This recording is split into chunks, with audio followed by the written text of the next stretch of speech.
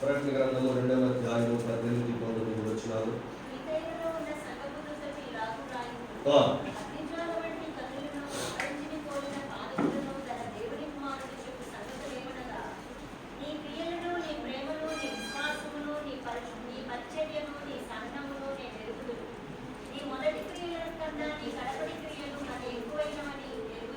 ప్రియమైన దేవుని బిడ్డలారా, తుయితరలో ఉన్న సంఘపు దూతకి ఇలాగ వ్రాయుము. అంటే తుయితర అనగా 2 అర్థాలు ఉన్నాయని మనం చెప్పుకొని ఉన్నాం. మొదటిది స్త్రీపత్రము, రెండవది నిరంతరమని. హల్లెలూయా. వాస్తవమేనా? ఎందుకంటే స్త్రీపత్రం అనగా ఈరోజు ప్రపంచాన్ని హాస్యము పరిపాలన చేస్తూ ఉన్నదని, మరి అదే సమయంలో దేవుని బిడ్డలు నిరంతర బలిగా మారేటటువంటి కార్యక్రమం నిరంతరంగా కొనసాగుతున్నదని మనం ఎరుగుదు. హల్లెలూయా. ఆ కాలంలోనే కాదు కానీ, ఎందుకంటే ఎఫెసు సంఘ కాలంలో నికోలైతుల క్రియలుగా అది ప్రారంభమైంది. 2వ సంఘ కాలానికి అది బోధగా మారింది. 3వ సంఘ కాలానికి ప్రేమ దేవుడు పెట్టారు, అది రాజకీయ అధికారాన్ని పొందింది కాన్స్టంటైన్ చక్రవర్తి ఆధ్వర్యంలో. ఆ తర్వాత తుయితెరా సంఘ కాలానికి వచ్చే సమయానికి ప్రేమ దేవుడు పెట్టారా, అది ప్రపంచం వ్యాప్తంగా ఇంచుమించు విస్తరించడం ప్రారంభించింది. ఆమేన్. అయితే ఆ రోజుల్లో ఏం జరిగిందో ఖచ్చితంగా ఈ రోజుల్లో కూడా అదే జరుగుతూ ఉన్నది. ఆమేన్. దానిని కొద్ది నిమిషాలు నేను మీకు వివరిస్తాను. ప్రేమ దేవుని బిడ్డ, ఒక్కసారి మనం కీర్తన గ్రంథము 94వ అధ్యాయం 94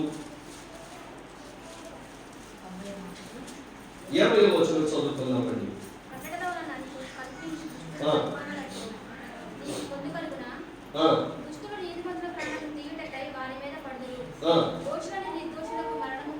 ప్రియమైన దేవుని బిడ్డలారా, కీర్తన గ్రంథము 94వ అధ్యాయము 20వ వచనంలో ఇక్కడ ఈ విధంగా రాయబడి ఉన్నది. జాగ్రత్తగా గమనించాలి పరిశుద్ధులు మీరు. కట్టడ వలన కీడు కల్పించు దుష్టుల పరిపాలన నీకు పొందు కలుగునా. అంటే ఇంగ్లీష్ లో ఏమనుందంటే హ్యావ్ యూ ఫెలోషిప్. అంటే పొందు అంటే సహవాసము. పొందు అంటే సహవాసము. అంటే కట్టడ వలన ఏమి కల్పిస్తున్నారు? కట్టడ అనగా శాసనము, కట్టడ అనగా చట్టము. ఇప్పుడు ఈ చట్టము వలన ఏమి కలుగుతుందంటే కీడు కలుగుతుంది. ఏం కలుగుతుంది? కీడు కలుగుతుంది. మరి కట్టడ వలన కీడు కలిగించేవారు ఎవరంటే దుష్టులు. అవునా? మరి దుష్టులు ఏం చేస్తున్నారు అంటే ఈరోజు ప్రపంచాన్ని పరిపాలన చేస్తున్నారు. ఆమేన్. నేను బుధవారం ప్రసంగం ఏం చేయట్లేదు, మీరు ఏమాత్రం నిరుత్సాహపడద్దు. ఆమేన్. అయితే దాన్ని ఆధారంగా తీసుకొని ఇంకొంచెం సవిస్తారంగా మీతో మాట్లాడాలని పరిశుద్ధాత్ముడు ఆశపడుతూ ఉన్నాడు. నీకు సహవాసము కలుగునా, దుష్టులు నీతిమంతుల ప్రాణము తీర్చకై వారి మీద పడుదురు, దోషులని నిర్దోషులకు మరణము విధించుదురు. మీరు ఇక్కడ ఒక విషయం గమనించాలి. దుష్టులు నీతిమంతుల ప్రాణము తీర్చకై వారి మీద పడుదురు అంటే ఇది వాస్తవానికి ఒక సంఘ కాలంలోనే పరిమితమైంది కాదు. మీరు గమనిస్తే ఆది నుండి ఎప్పటి వరకు జరుగుతున్నది ఏమిటి అని అంటే, దుష్టులు అనగా లోకస్తులు వాళ్ళు ఏం చేస్తున్నారు? ఎవరి ప్రాణం తీయటానికి వారి మీద పడుతున్నారు? నీతిమంతుల ప్రాణం తీయటానికి వారి మీద పడుతున్నారు. వాస్తవం కాదా? ఏకీభవించగలరా? మీరు ఐగుప్తు దేశానికి వెళితే, ఆ కాలానికి మనం వెనకకు వెళితే, అక్కడ ఇశ్రాయేలీయుల తల్లుల యొక్క మగ పిల్లలను ఫరో ఏమన్నాడు అంటే, ఆ పిల్లలను తీసుకొని నైలు నదిలో ఉన్న ముసలకి విసిరివేయమన్నాడు. అది ఒక చట్టం చేయబడిందా లేదా? చెప్పాలి. ఆమేన్. అందరూ ఏకీభవించగలరా? చట్టం చేయబడిందా లేదా? అంటే అక్కడ దుష్టులు ఎవరి ప్రాణం తీయటానికి వాళ్ళు ఎవరి మీద పడుతున్నారు? నీతిమంతుల ప్రాణం తీయటానికి నీతిమంతుల మీద పడుతున్నారా లేదా? బయట అర్థమవుతుందా? ఏకీభవించగలరా? హల్లెలూయా. ప్రియమైన దేవుని బిడ్డలారా, ఫరో ఏం చేస్తున్నాడంటే, ఇశ్రాయేలీయుల తల్లులు ఎప్పుడైతే మగ బిడ్డలకు వాడు ప్రసవం అంటే వాడు జన్మనిచ్చారో, ప్రసవించారో, ఈ బిడ్డలను తీసుకొని ఎక్కడ వేయాలి? చెప్పాలి మీరు. నైలు నదిలో ముసలకి విసిరి వేయాలి. ఎందుకు విసిరి వేయాలి అంటే, అక్కడ ఉన్నటువంటి ఆ ఫరోలో సాతానుడు ఉన్నాడు. ఇప్పుడు సాతానుకు టెన్షన్ ఏమిటంటే, దేవుని ప్రజలు ఎక్కడ విస్తరిస్తారో, దేవుని ప్రజలు ఎక్కడ అభివృద్ధి చెందుతారో, దేవుని ప్రజలు ఎక్కడ వర్ధిల్లుతారో, దేవుని ప్రజల సంఖ్య కనుక పెరిగితే ఇప్పుడు ఎవరికి నష్టం? సాతాను సామ్రాజ్యానికి, సాతానికి నష్టం. హల్లెలూయా. ఇటీవల కాలంలో ఇప్పటికే ఒక చట్టం వచ్చింది, త్వరలో అది అన్ని సంఘాల్లో ఇంప్లిమెంట్ కాబోతుంది. నిజం. అదేమిటో కాదు, ఇప్పటికే కాంట్రాక్ట్స్కి చేరాయి, ఉత్తర్వులు చేరాయి. అర్థమవుతుందా? అదేమిటంటే సంఘాలకు వచ్చే వాళ్ళు ఎస్సీలు ఎవరు? అర్థమవుతుందా? సర్టిఫికెట్స్లో హిందూ అని ఉంటే, ఎస్సీ అని ఉంటే, వాడు సంఘానికి కనుక వస్తే అక్కడ కనుక క్రిస్టియన్ అని లేకపోతే, సర్టిఫికెట్స్లో క్రిస్టియన్ అని లేకుండా హిందూ అని ఉండి వారు ఆలయాలకు వెళుతూ ఉంటే వాళ్ళకు వచ్చేటటువంటి కేంద్ర ప్రభుత్వం రాయితీలు వింటున్నారా? అంతేకాదు రాష్ట్ర ప్రభుత్వాలను వచ్చి అన్ని పథకాలు నిలుపుదల చేయబోతున్నారు. దీని వెనక ఉన్న కుట్ర మీకు తెలుసా? హల్లెలూయా. ఆ కుట్ర ఏంటో తెలుసా? వాస్తవానికి కులానికి, మతానికి సంబంధం లేదు. ఏ కులస్తుడైనా ఏ మతాన్నైనా స్వేచ్ఛగా అవలంబించవచ్చు అని. అర్థమవుతుందా? మత స్వాతంత్రం యొక్క హక్కు రాజ్యాంగంలో పొందుపరచబడింది.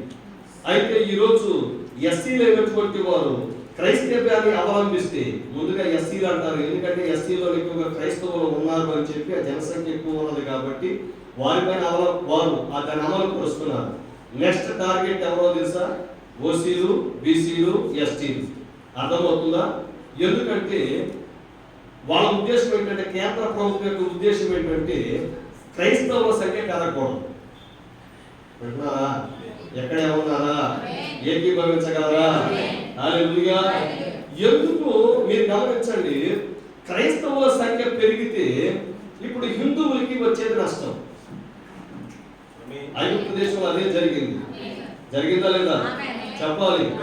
ఇప్పుడు చర్చిలకు రాబోతున్నారు, చర్చిలకి రిజిస్ట్రేషన్ ఉందా లేదా? ప్రతి లెక్కకి పోతున్నారు. హల్లెలూయా. ఎస్సీలు ఎంతమంది, బీసీలు ఎంతమంది, ఓసీలు ఎంతమంది, ఎస్టీలు ఎంతమంది, వీళ్ళలో ఎవరు సర్టిఫికేట్స్ హిందూ అని ఉందా లేకపోతే క్రిస్టియన్ అని ఉందా?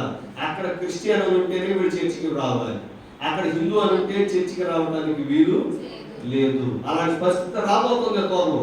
మీరు దేవుని సన్నిధికి వస్తే అక్కడ వాటిని విడిచిపెట్టుకోవాలి, లేదు ఇక్కడికి వస్తే వాటిని విడిచిపెట్టుకోవాలి, వాటిని పొందాలనుకుంటే ఇక్కడ దీన్ని కోల్పోవాలి.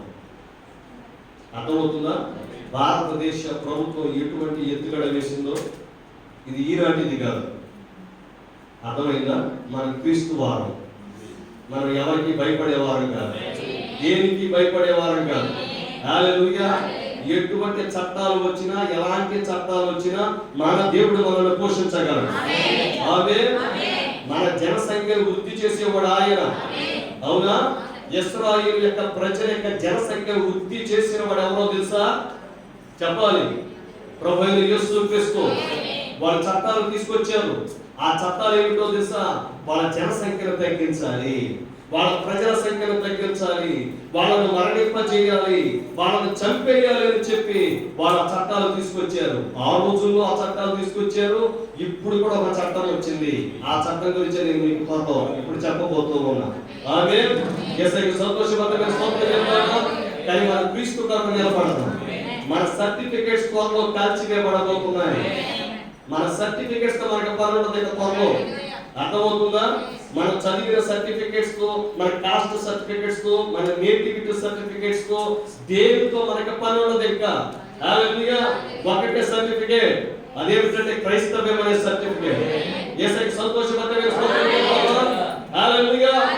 అది ఇప్పటికే కలెక్టరేట్స్ కి వచ్చే, సచివాలయాలకు వచ్చే, వాలంటీర్స్ కి చేరుకున్నాయి. వాళ్ళు గొప్ప చర్చిలకు రాబోతున్నారు, రిజిస్ట్రేషన్ అన్ని చేస్తున్నారు లెక్కలో. మీకు దేవుడు పెట్టారా? కానీ క్రీస్తు పక్షాన నిలబడతాం. ఆమేన్. ఉద్యోగాలు పోయినా పర్వాలా, ఏది పోయినా పర్వాలేదు, ఏది ఉన్నా లేకపోయినా క్రీస్తు ఉంటే చాలు. ఆమేన్. వాస్తవమేనా? ఎందుకంటే ప్రియమైన దేవుడు పెట్టారా, కట్టడం వలన కీడు కల్పిస్తూ ఉన్నారు. ఇది దుష్టుల పరిపాలన. ఇది సాతాను ఏదేనో, ఈ ఏదేనో పరిపాలన చేస్తున్న వాడు సాతాను. అయితే ప్రియమైన దేవుని బిడ్డలారా, శద్రక్ మెషక్ అబేద్నెగోల వలె నిలబడదాం. ఆమేన్. వారు ఆ రోజు ఉద్యోగాలు కోల్పోతున్నామన్న భయం వాళ్ళకి లేదు. ఉందా? చెప్పాలి. భయం ఉందా? లేదు ప్రియమైన దేవుని బిడ్డలారా. ఎందుకంటే వారు అత్యున్నత స్థాయిలో ఉన్నారు, అత్యున్నత స్థితిలో వాళ్ళు ఉన్నారు. వాళ్ళు బానిసత్వంలో నుండి వారు ఎక్కడికి బయలుదేరారో తెలుసా? అత్యున్నత స్థాయికి బయలుదేరారు. అత్యున్నత స్థితిలో వాళ్ళు ఉన్నారు.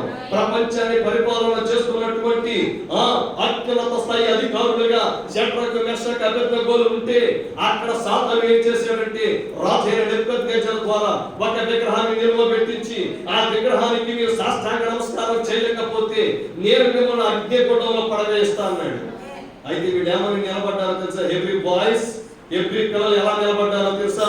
ఉద్యోగాల పైన పర్వాలేదు, మేముంటున్న రాజ్య ప్రసాదాల పైన పర్వాలేదు, మా జీవితాల పైన పర్వాలేదు, మా ప్రాణాలైనా సరే మేము పడంగా పెట్టి మా యేసయ్యకి మాత్రమే మేము సాష్టాంగ నమస్కారం చేస్తాం. హల్లెలూయా. రాజా, నీవు నిలవబెట్టించిన ప్రతిమకు మేము నమస్కారం చేయము. ఒక్కసారి సాష్టాంగ పడితే ఏమవుతుంది, ఒక్కసారి నమస్కారం చేస్తే ఏమవుతుంది అని వారు అనుకోలేదు. ప్రియమైన దేవుని బిడ్డలారా, ఎందుకంటే వారు కట్టడ వలన ఏం కల్పిస్తున్నారు చెప్పాలి? కీడు కల్పిస్తున్నారు. అది దుష్టుల పరిపాలన. హల్లెలూయా. కానీ దుష్టుల పరిపాలన పరిస్థితిలో ఉన్నారు. పరలోకపు ప్రజ ఉన్నది, క్రైస్తవ మహాజనం ఉన్నది. ఆమేన్.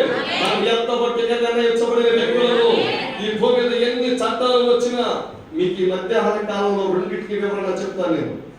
చాలా జాగ్రత్తగా గమనించాలి. చాలా మంది అనే మాట ఏమిటంటే, ప్రభుత్వం నుండి వచ్చే ప్రతి చట్టానికి మనం లోబడాలి కదా, ప్రభుత్వ అధికారులకు మనం లోబడాలి కదా అని. రైట్. ఏ చట్టానికి లోబడాలో, ఏ చట్టానికి లోబడకూడదో ఆ వ్యత్యాసాన్ని బైబిల్లో నేను మీకు వివరిస్తాను. ఏకీభవించగలరా? ఆమేన్. దేవుడు బిడ్డలారా, ఎవరైనా మీ మనసులో ప్రభుత్వానికి లోబడాలి, చట్టాలకు లోబడాలి అని కనుక చెబితే బైబిల్ తీసి చూపించండి. పరిశుద్ధులు లోబడాలా? అర్థమవుతుందా? ఏ చట్టానికి లోబడాలంటే, నువ్వు బైక్ వేసుకొని వెళుతున్నావు, తాపో ప్రయాణిస్తున్నావు, అక్కడ 60 కిలోమీటర్ల వేగంతోనే ప్రయాణించాలని బోర్డు పెట్టుంది, అప్పుడు ప్రభుత్వానికి లోబడు. అర్థమవుతుందా? ఏకీభవించగలరా? ట్యాక్స్ కట్టాలి, బండి కొంటే ట్యాక్స్ కట్టాలి, రోడ్డు ట్యాక్స్ కట్టాలి, లైఫ్ ట్యాక్స్ కట్టాలి, ట్యాక్స్లు కట్టాలి, పన్నులు కట్టాలి. ఉద్యోగం చేస్తున్నావా? పన్ను కట్టు. ఉందా లేదా? ప్రొఫెషనల్ ట్యాక్స్ ఉందా? ఇల్లు కట్టావా? ఆస్తి పన్ను కట్టాలి. స్థలం కొన్నావా? ప్రాపర్టీ ట్యాక్స్ కట్టాలి. ఏ వస్తువు కొన్నా ట్యాక్స్ కట్టాలి, జిఎస్టీ కట్టాలి. నువ్వు ఉద్యోగం చేస్తున్నావా? ట్యాక్స్ కట్టాలి. ఆ ట్యాక్స్లన్నీ కట్టాల్సిందే. మనం ప్రభుత్వానికి మనం లోబడాలి. ఆమేన్. అంతేగాని క్రీస్తుకి వ్యతిరేకంగా చట్టం తీసుకొస్తే దానికి లోబడాల్సిన పని లేదు. అర్థమవుతుందా? ఎందుకంటే అక్కడ ఉన్నంత కాలం షడ్రకు మెషకు అబేద్నెగోలు అన్ని చట్టాలను వాళ్ళు అమలు చేసేవారు. వాళ్ళు వింటున్నారా దేవుని ప్రజలారా? షడ్రకు మెషకు అబేద్నెగోలు వాళ్ళు అక్కడ శాసనకర్తలుగానే లేరు, శాసనాలను అమలు చేసేవారుగా ఉన్నారు. ప్రపంచం మొత్తం మీద శాస్త్రాలను, నెబుకద్నెజర్ చేసిన శాస్త్రాలను అమలు చేసేవారుగా ఉన్నారు. అయితే అమలు చేసేటటువంటి వారు ఎప్పుడైతే తమ దేవునికి తమకు మధ్యలో ఏ చట్టం అయితే నిలబడుతుందో ఆ చట్టానికి వారు లోబడలేదు. లోబడ్డారా? చెప్పాలి. హల్లెలూయా. సరే, అగ్నిగుండంలోకి దేవుడు దిగి వచ్చాడు, దేవుడు ప్రత్యక్షమయ్యాడు, దేవుడు వారిని కాపాడాడు, దేవుడు వారిని రక్షించాడు. రైట్. హల్లెలూయా. అంతటితో వదిలేశారా? సాతాను వదిలేశాడా వాళ్ళను? చెప్పాలి. వదిలిపెట్టలా. ఇప్పుడు షడ్రకు మెషకు అబేద్నెగోలు ఎప్పుడైతే అగ్నిగుండంలోకి వెళ్ళి వచ్చారో, ఇప్పుడు ఏమైందో తెలుసా? మరలా దానియేలుపై శ్రమను తీసుకుని వచ్చారు. అవునా? ఇప్పుడు చట్టం మారింది. మారిందా లేదా? ఇప్పుడు ప్రపంచానికి కాదు. హల్లెలూయా. ఇప్పుడు విగ్రహాన్ని నిలబెట్టాల్సిన పని లేదు. ఇప్పుడు విగ్రహాన్ని నిలబెట్టకుండా వాళ్ళు ఏమంటున్నారంటే, రాజుకు తప్ప ఏ వ్యక్తికి ప్రార్థన చేసినా, ఏ దేవునికి ప్రార్థన చేసినా ఆ వ్యక్తి సింహముల గుహలో పడద్రోయబడతాడు అని చెప్తున్నారు. చట్టం చేయబడిందా? రాజైన దర్యావేషు పరిపాలన కాలంలో చట్టం చేయబడిందా లేదా? చెప్పాలి. ఎక్కడే ఉన్నారా? మనసులు ఎక్కడే ఉన్నాయా? ఏకీభవించగలరా? హల్లెలూయా.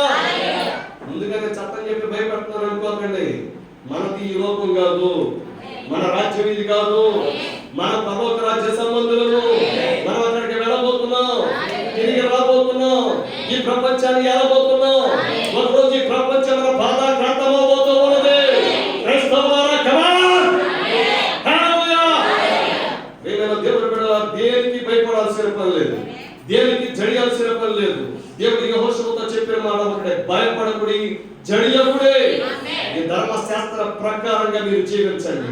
కుడికి కానీ ఎడమకు కానీ మీరు తిరగవద్దు. హల్లెలూయా. యెహోవాని ధర్మశాస్త్రాన్ని ధ్యానించండి. ఏ శత్రువుని ఎదురు నిలవజాలడు, ఏ పాతాళ లోక ద్వారముని ఎదురు నిలవజాలడు, ఏ గవిని ముందు నిలవజాలదు. ఆమేన్. దేవుని బిడ్డలారా, దానియేలుకు శ్రమ వచ్చింది. దానియేలుకు చట్టం తెలుసా లేదా? చెప్పాలి. చట్టం చేయబడిందని తెలుసా? అతని ఇంటి యొద్దకు వేగులు వారు వచ్చారని తెలుసా? హల్లెలూయా. గమనిస్తున్నారా? చదవాల్సిన పని లేదుగా, చదివించాల్సిన పని లేదుగా, మీకు తెలుసు కదా. ఆమేన్. ప్రియమైన దేవుని బిడ్డలారా, ఎప్పుడైతే చట్టం చేయబడిందో అప్పుడు దానియేలు ఇంటికి వెళ్ళి యథావిధిగా తన ఇంటి కిటికీ తలుపులు తీసుకొని యెరూషలేము తట్టు తిరిగి దేవునికి మొమ్మారు మోకాలుని ప్రార్థన చేస్తున్నాడు. అక్కడ ఏం రాయబడిందో తెలుసా? ఇట్టి శాసనము సంతకము చేయబడినని తెలుసుకొని, ఇట్టి శాసనము సంతకము చేయబడినని తెలుసుకొని అతడు ఆ చట్టాన్ని అమలు పరిచే ప్రధానమంత్రి, ప్రపంచానికి ప్రధానమంత్రి. హల్లెలూయా. మరి ఇప్పుడు దానియేలు ఆ చట్టానికి లోబడుతున్నాడా? ఆ చట్టాన్ని వ్యతిరేకించాడా? తమ వాయిస్ చెప్పాలి ఇప్పుడు. హల్లెలూయా. చెప్పాలి. ఆ చట్టాన్ని వ్యతిరేకించాడా? చట్టానికి లోబడ్డాడా? హల్లెలూయా. మరి చాలా మంది మోతానికి బొడుగులకి ఇక్కెడతారు. ఎందుకు మరి? చట్టానికి లోబడాలి, ప్రభుత్వ అధికారులు చెప్పింది వినాలి. హల్లెలూయా. ప్రభుత్వ అధికారులు చెప్పింది వినాలి అంటే ఏ సందర్భంలో ఆ సందర్భంలో వినాలి. హల్లెలూయా. ప్రియమైన దేవుని బిడ్డ, జాగ్రత్తగా వినండి. దానియేలు ఎప్పుడైతే ఇట్టి శాసనము సంతకము చేయబడదని తెలుసుకొని అతని ఇంటికి వెళ్ళి ప్రార్థన చేసి, హల్లెలూయా. దానియేలు గ్రంథం 6వ అధ్యాయంలో రాయబడుతుంది 7వ వచనం, ఎట్టనగా 30 దినముల వరకు నీ యొద్ద తప్ప మరి ఏ దేవుని యొద్దనైనను మానవుని యొద్దనైనను ఎవడును ఏ మనవి చేయకూడదు.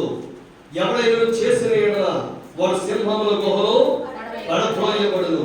ప్రియమైన దేవుని బిడ్డలారా, ఈ శాసనం ఎవరి కొరకు చేయబడిందో తెలుసా? కేవలం దేవుని పిల్లల కోసమే చేయబడింది. కేవలం దానియేలు కోసం మాత్రమే చేయబడింది. ఆమేన్. అయితే ప్రియమైన దేవుని బిడ్డలారా, ఈ శాసనం సంతకం చేయబడిందని ఎవరికి తెలుసు? దానియేలుకు తెలుసు. దానియేలు ఎవరో ప్రవక్త. ప్రవక్త అనగా దీర్ఘదర్శి. అతనికి ప్రవక్త అభిషేకం ఉన్నది. భవిష్యత్తులో ఏం జరగబోతున్నదో అతనికి తెలుసు. హల్లెలూయా. ప్రియమైన దేవుని బిడ్డలారా, ఎలాంటి పరిస్థితుల్లో అయ్యో 30 రోజులేగా, 30 నెలలు కాదు, 30 సంవత్సరాలు కాదు, ఎన్ని రోజులు? 30 రోజులే. ఒక నెల రోజుల పాటు దేవుడికి ప్రార్థన చేయకపోతే బతికి బతకట్టేస్తాంగా. ఒక నెల రోజుల పాటు ఆ సర్వశక్తునికి విన్నపము చేయకపోతే ఆ సింహాల గుహలో పడద్రోయబడే అవకాశం ఉండదుగా. అదే మనం ఆ రోజుల్లో ఉంటే మనం ఎవరు ఆలోచన చేస్తాం సహజంగా? ఓన్లీ ఫర్ 30 డేస్, 40 రోజులే కదా, నెల రోజులే కదా. సన్నిధికి వెళ్ళకపోతే ఏమవుతుంది? ఆలయానికి వెళ్ళకపోతే ఏమవుతుంది? ప్రభుత్వ అధికారులు వస్తారు, వాళ్ళ సెన్సస్ వాళ్ళు తీసుకుంటారు, వాళ్ళు తిరిగి వెళ్ళిపోతారు, వాళ్ళ సర్వే వాళ్ళు చేస్తారు, వాళ్ళు వెళ్ళిపోతారు. ఆ తర్వాత మరలా మనం సన్నిధికి వెళ్ళొచ్చుగా. దేవుని పక్షాలను నిలబడకపోతే దేవుడు నీ పక్షాలను నిలబడాలి. ఏకీభవించగలరా? నీవు క్రైస్తవుడు అని చెప్పి గుండె నీవు ప్రజలకు చూపించి చెప్పకపోతే అర్థమవుతుందా? నీ పక్షాన కూడా దేవుడు నిలబడలేడు.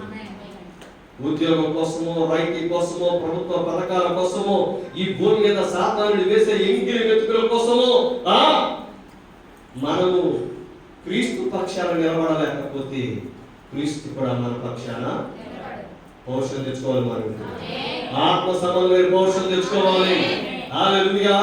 ఆ సర్వే చేసే సమయంలో మనం ఆలయానికి వెళ్ళకపోతే తప్పించుకుంటాంగా, చక్కగా బతికి బట్టకట్టేస్తాంగా, మన ఐడెంటిటీ ఎవరికి తెలియదుగా.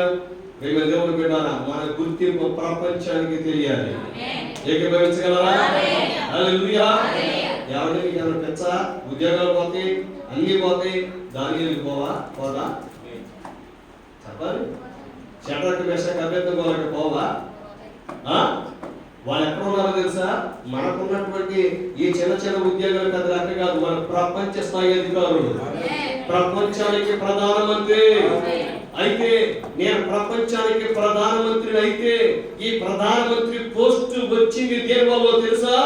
ఆ దేవునికి ప్రార్థన చేయబట్టి, ఆ రాత్రి వేళలో దేవునికి మొరపెట్టబట్టి, ఆ దేవాది దేవుడు తన యొక్క మనసును తెరిచి నాకు ఆ కళభావాన్ని తెలియపరచబట్టి, నేను రోజుకి ఆ కళభావాన్ని చెప్పబట్టి నేను ప్రపంచానికి ప్రధానమంత్రిని అయ్యాను. హల్లెలూయా. ఈ రోజు మనం తింటున్న ప్రతి మెతుకు యేసయ్యదే. ఆమేన్. కాబట్టి మనం కట్టుకుంటున్న ప్రతి వస్త్రం, మనం ఉంటున్న ప్రతి ఇల్లు, మనం వాడుతున్న ప్రతి వాహనం, మనం పీల్చే ప్రతి శ్వాస సమస్తం ఆయనదే. ఆయన కోసం నిలబడదాం. ఆమేన్. ఎటువంటి ఉగ్రత వచ్చినా, ఎటువంటి ఒత్తిడి వచ్చినా, ఇది ఒత్తిడి వచ్చే కాలం. చెప్పాడు ప్రవక్త, squeeze is going to come. Squeeze, ఒత్తిడి రాబోతుంది. సంఘం పైన, క్రైస్తవుల పైన ఒత్తిడి రాబోతుంది.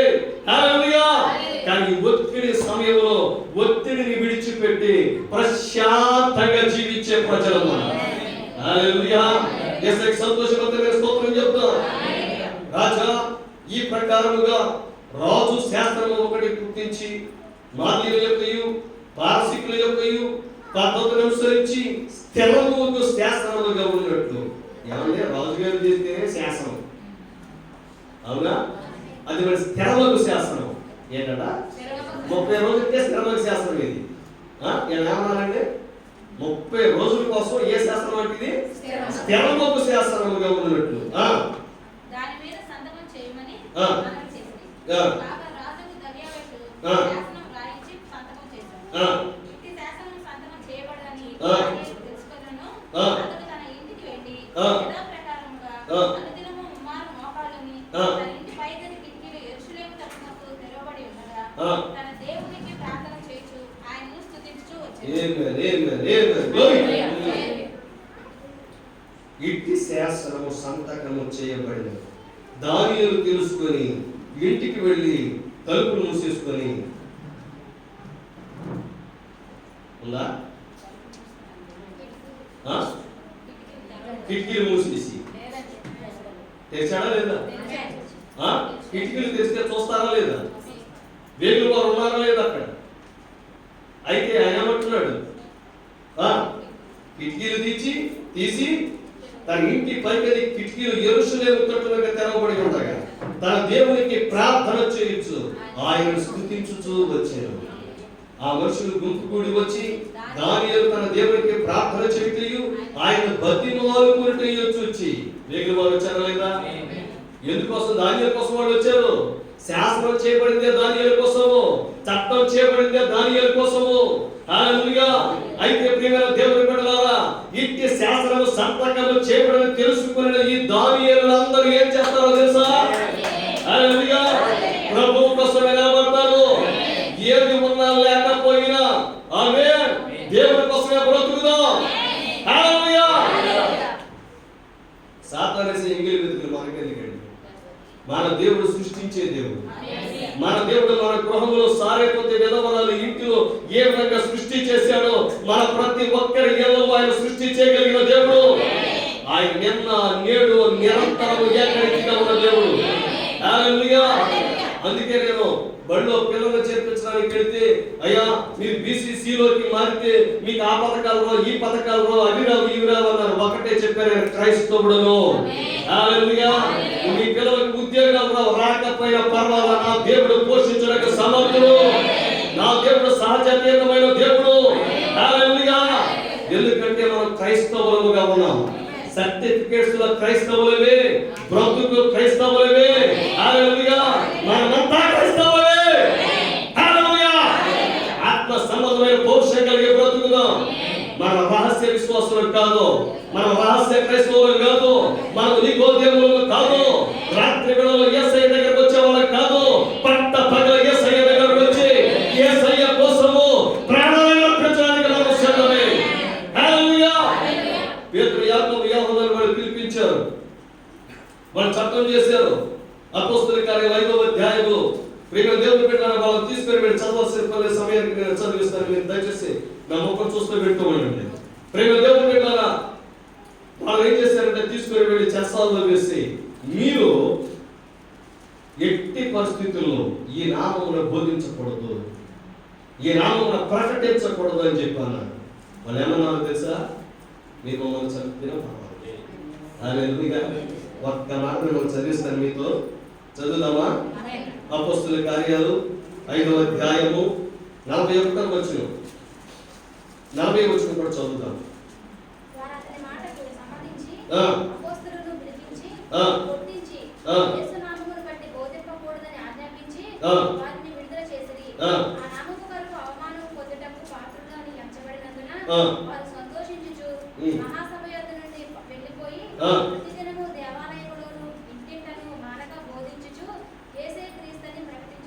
వాళ్ళ అధికారులకు లోబడ్డారా? వాళ్ళ చట్టాలకు లోబడ్డారా? వాళ్ళు ఆ కాలపు ప్రభుత్వాలకు లోబడ్డారా? హల్లెలూయా.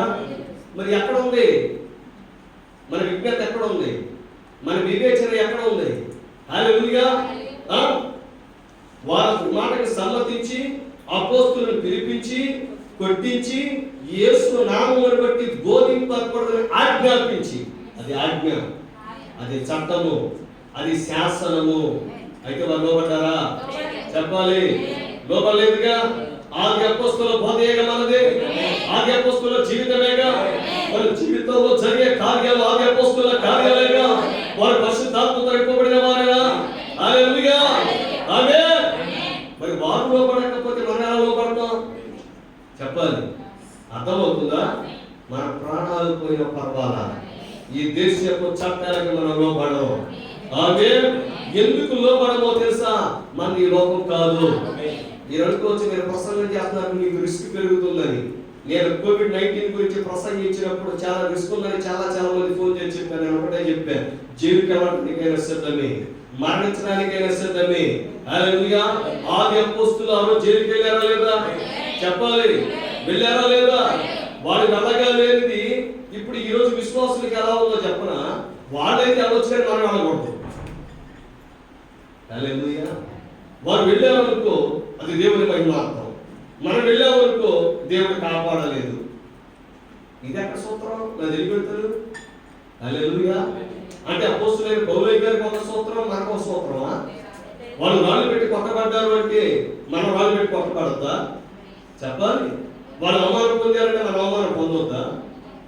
ఏకీభవించలే, మాట్లాడరే. ఆత్మను మనలో నుండి పారద్రోలే ఒక ప్రార్థన చేద్దాం. క్రీస్తు కొరకు శ్రమలు అనుభవిద్దాం, క్రీస్తు కొరకు అవమానాలు అనుభవిద్దాం. ఆయనతో శ్రమ పడితేనే ఆయన వరే పరిపాలన చేయక మనం అర్హులము. హల్లెలూయా. అర్థమవుతుందా? మనకి సిలువ లేకుండా సింహాసనం ఎక్కడి నుంచి వచ్చింది? మనకన్నీ అడగదు కావాలి, బైపాసన కావాలి. యసం ఏంటంటే మనకేం కావాలంటే సిలువ అక్కర్లా సింహాసనం కావాలి. ఎక్కడ కుదురుతుంది? సిలువను సహిస్తేనే సింహాసనం. హల్లెలూయా. సిలువను సహిద్దామా? సింహాసనం ఎక్కుదామా? ఆమేన్. వీళ్ళేమంటున్నారంటే ఆ నామము కొరకు అవమానం పొందుటకు పాపులను ఎంచబడినందున వారు సంతోషించుచు మహాసభ యొద్ద నుండి వెళ్ళిపోయి, ఆ నామము కొరకు వీళ్ళు అవమానం పొందుటకు పాపులను ఎంచబడ్డారా? చెప్పాలి. పాపులను ఎంచబడ్డారా? మరి ఈ నామాన్ని బట్టి మనము కూడా అవమానానికి పాపులను ఎంచబడదామా? ఎంచబడదామా? హల్లెలూయా. ఎంచబడినందున వారు సంతోషించుచు మహాసభ యొద్ద నుండి వెళ్ళిపోయి ప్రతి దినము దేవాలయములు ఇంటింటను మానక బోధించుచు యేసే క్రీస్తుని ప్రకటించుచుండెరి. హల్లెలూయా. ప్రతి దినం దేవాలయంలో బోధిస్తున్నారు. వాళ్ళు బోధించొద్దంటే వీళ్ళు ప్రతి దినం దేవాలయంలో బోధిస్తున్నారు. ప్రతి దినం చర్చకొచ్చేవాడు ఉన్నారా? పరిశుద్ధులారా, మనం ఎంతబడే ప్రజలు కదా. I'm so sorry. చాలా బాధపడుతున్నాను నేను ఈ సంఘాన్ని చూసి. నిజం దేవుని బిడ్డలారా, మనకి సిద్ధపాటే లేదు, సన్నద్ధత ఎక్కడి నుంచి వస్తుంది. I'm so sorry. ప్రతి దినము ఆలయానికి వచ్చే ప్రజలమేనా? రాగలమా? కోటలు పెడితే రాగలమా? ప్రతి దినం ఆరాధన జరిగితే మనం రాగలమా? హల్లెలూయా. ప్రతి దినం దేవుని ఆరాధన చేయగలమా? ప్రతి దినం వాక్యాహారాన్ని తిరగ నింపబట్టుకు మనం సిద్ధమేనా? ప్రతి దినము దేవుని ఆరాధించడానికి సిద్ధమేనా? ప్రతి దినం దేవుని శక్తితో నింపబట్టుగా సిద్ధమేనా? ప్రతి దినం దేవుని కలుసుకోవడానికి సిద్ధమేనా? ప్రతి దినం దేవుని స్వరాన్ని వినడానికి మనం సిద్ధమేనా? ప్రతి దినం దేవుని సన్నిధిలో మోకాళ్ళని ప్రార్థన చేయడానికి మనం సిద్ధమేనా? హల్లెలూయా! మన నిర్లిప్తతను మనం పోగొట్టుకుందాం, మన నిర్లక్ష్య స్వభావాన్ని మనం పోగొట్టుకుందాం, మనము దేవుని రాకడకు సిద్ధపడదాం. హల్లెలూయా! మీకు ఇక్కడ ఒక మాట చూపిస్తాను, చూడండి దయచేసి. 5వ అధ్యాయం 19వ వచనం. అపోస్తలుల కార్యాలు 5వ అధ్యాయం 19వ వచనం. అయితే ప్రభువు దూత రాత్రివేళ ఆ చెరసాల తలుపులు తీసి వారిని వెలుపలికి తీసుకొని వచ్చి, మీరు వెళ్ళి దేవాలయంలో నిలువబడి ఈ జీవమును గూర్చిన మాటలన్నీయు ప్రజలతో చెప్పుడని వారితో అనెను. వారు ఆ మాట విని తెల్లవారగానే దేవాలయంలోనికి వెళ్ళి బోధించుచుండెను. ఏమంటే సాయంత్రం వెళ్ళి బోధించారు వాళ్ళు? ఎప్పుడు వెళ్ళి బోధించారు? తెల్లవారగానే వెళ్ళి దేవాలయంలో బోధించుతున్నారు. అంటే తెల్లవారగానే దేవాలయానికి వెళ్ళి వాళ్ళని స్తంభాలకు బోధిస్తున్నారా? సీలింగ్కి బోధిస్తున్నారా? రాళ్ళకి రప్పలకు బోధిస్తున్నారా? అంటే తెల్లవారగానే వీళ్ళు చెరసాలలో నుండి దేవాలయంలోకి వెళ్ళుకోకూడగానే గృహాలలో నుండి వాళ్ళు బిలగబట్టు దేవాలయంలోకి వచ్చేస్తున్నారు. హల్లెలూయా! అంటే దేవుని నడిపింపు ఇరువైపులా ఉందా లేదా? కాపరికేనా? విశ్వాసులు కాదా? హల్లెలూయా! కాపరిని ఎవరి కోసం పెడుతున్నాడు? గొర్రెల కోసమేనా? విశ్వాసుల కోసమేనా? అంటే ఆసక్తి పని మన మధ్యలో ఉన్నారా? హల్లెలూయా! వాళ్ళు తెల్లవారగానే వెళ్తున్నారు దేవాలయానికి. ఆమేన్.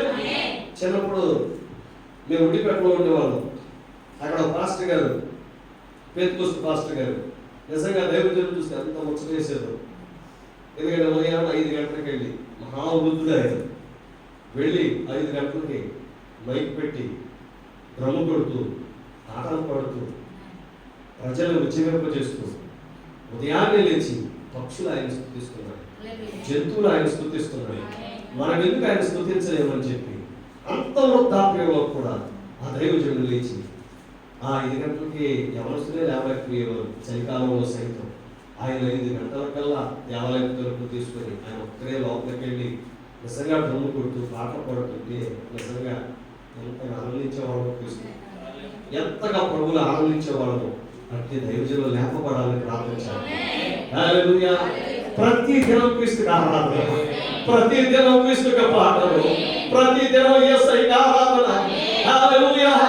ఆ ఉదయ కాలంలో లేచి ఆ కీర్తనకారుడు రాస్తున్నాడు, ఓ ప్రతి దినము ఉదయము ఇదిగో ఆ పక్షులు పాడుతున్నాయి, ఆ జంతువులు ఆయన స్తుతిస్తున్నాయి. కానీ మానవులుగా మనం ఆయన స్తుతించలేమా? ఆయన మైపరచలేమా? ఆయన కొనియాడలేమా? ఆయన గణపరచలేమా? హల్లెలూయా! మేము దేవుని బిడ్డలు వీళ్ళు ఉదయాన్నే వెళ్ళిపోతున్నారు. ఎక్కడి నుండి వెళ్తున్నారండి? నేరుగా మరి ఎక్కడికి వెళ్ళి కాస్త విశ్రాంతి తీసుకున్నారా? చెప్పాలి. చేసాలకు వెళ్ళొచ్చారుగా, అవమానపడ్డారుగా, కొంచెం మనసులో కొంచెం కుదిరిపడిన తర్వాత వెళదాంలే అని అనుకున్నారా? దేవుని పని అత్యంత తీవ్రమైనది, దేవుని పని అత్యంత ఆవశ్యకమైనది, దేవుని పని అత్యంత అత్యవసరమైనది. దేవుని ప్రజలు ఆ తెల్లవారుజాముని లేచి దేవాలయానికి వెళుతుంటే వారు ఎవరి గురించి తెలుసుకుంటున్నారో తెలుసా? హల్లెలూయా! ఈ సకల చరాచర సృష్టిని సృష్టించినటువంటి తన నోటి మాట చేత సూర్య చంద్ర నక్షత్రాలను సృష్టించినటువంటి ఆ దేవుడే ఈ భూమి మీద శరీరధారిగా వచ్చాడని, కలువరి శిలువలో మరణించాడని, వారి కొరకు ఆయన ఏదైతే సిద్ధపరిచాడో వాటిని గురించి వారు తెలుసుకుంటున్నారు. ఆమేన్.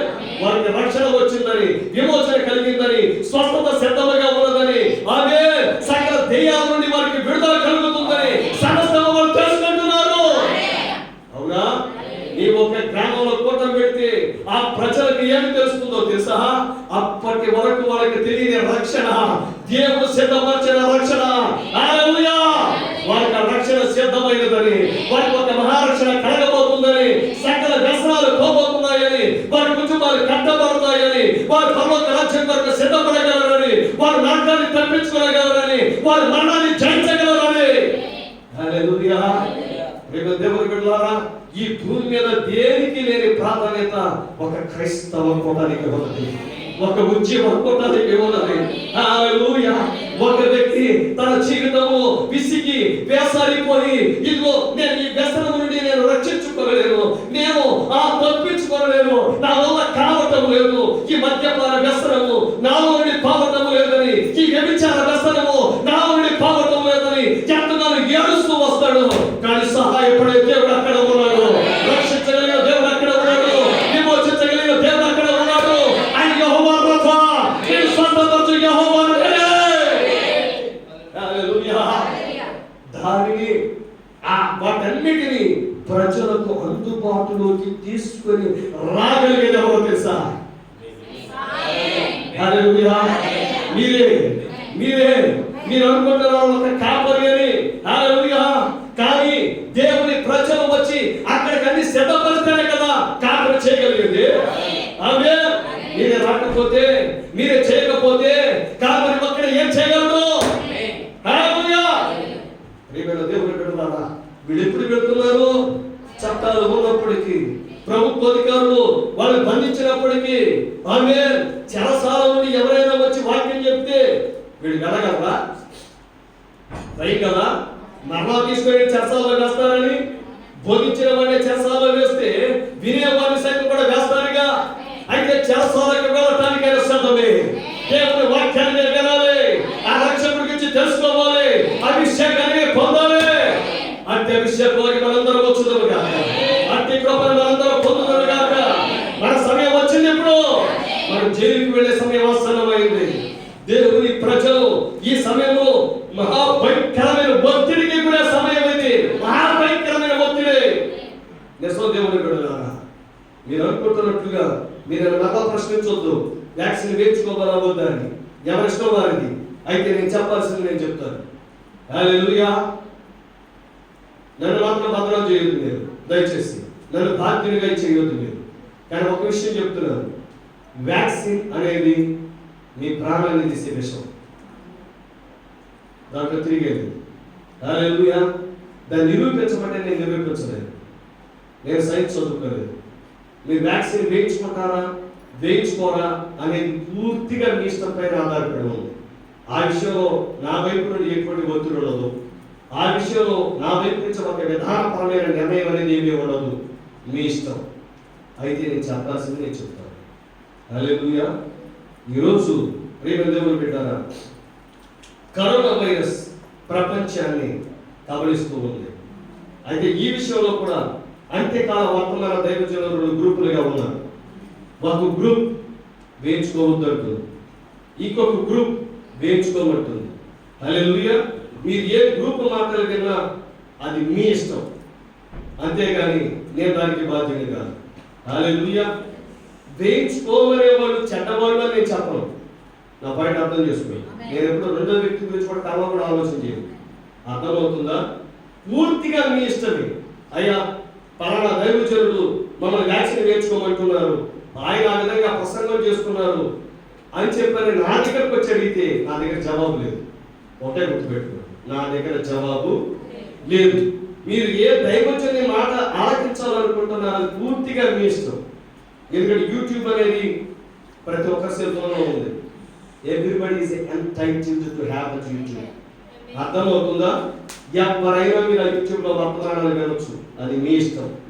వినవద్దని చెప్పడానికి నాకు ఏ హక్కు లేదు. ప్రాథమిక హక్కును హరించే వ్యక్తి నేను కాదు. అర్థమవుతుందా? మీరు ఏ దైవజనుని వర్తమానాలైనా వినొచ్చు, వినకుండా ఉండొచ్చు. ఎందుకంటే గొర్రెకు చెప్పాల్సిన అవసరం, పుట్టిన పసిపిల్లోడికి చెప్పొచ్చు తల్లి పాలే తాగాలని. హల్లెలూయా. అర్థమవుతుందా? ఆ తల్లి దగ్గర మాత్రమే పాలు తాగుతాడు ఆ పుట్టిన పసిపిల్లవాడు.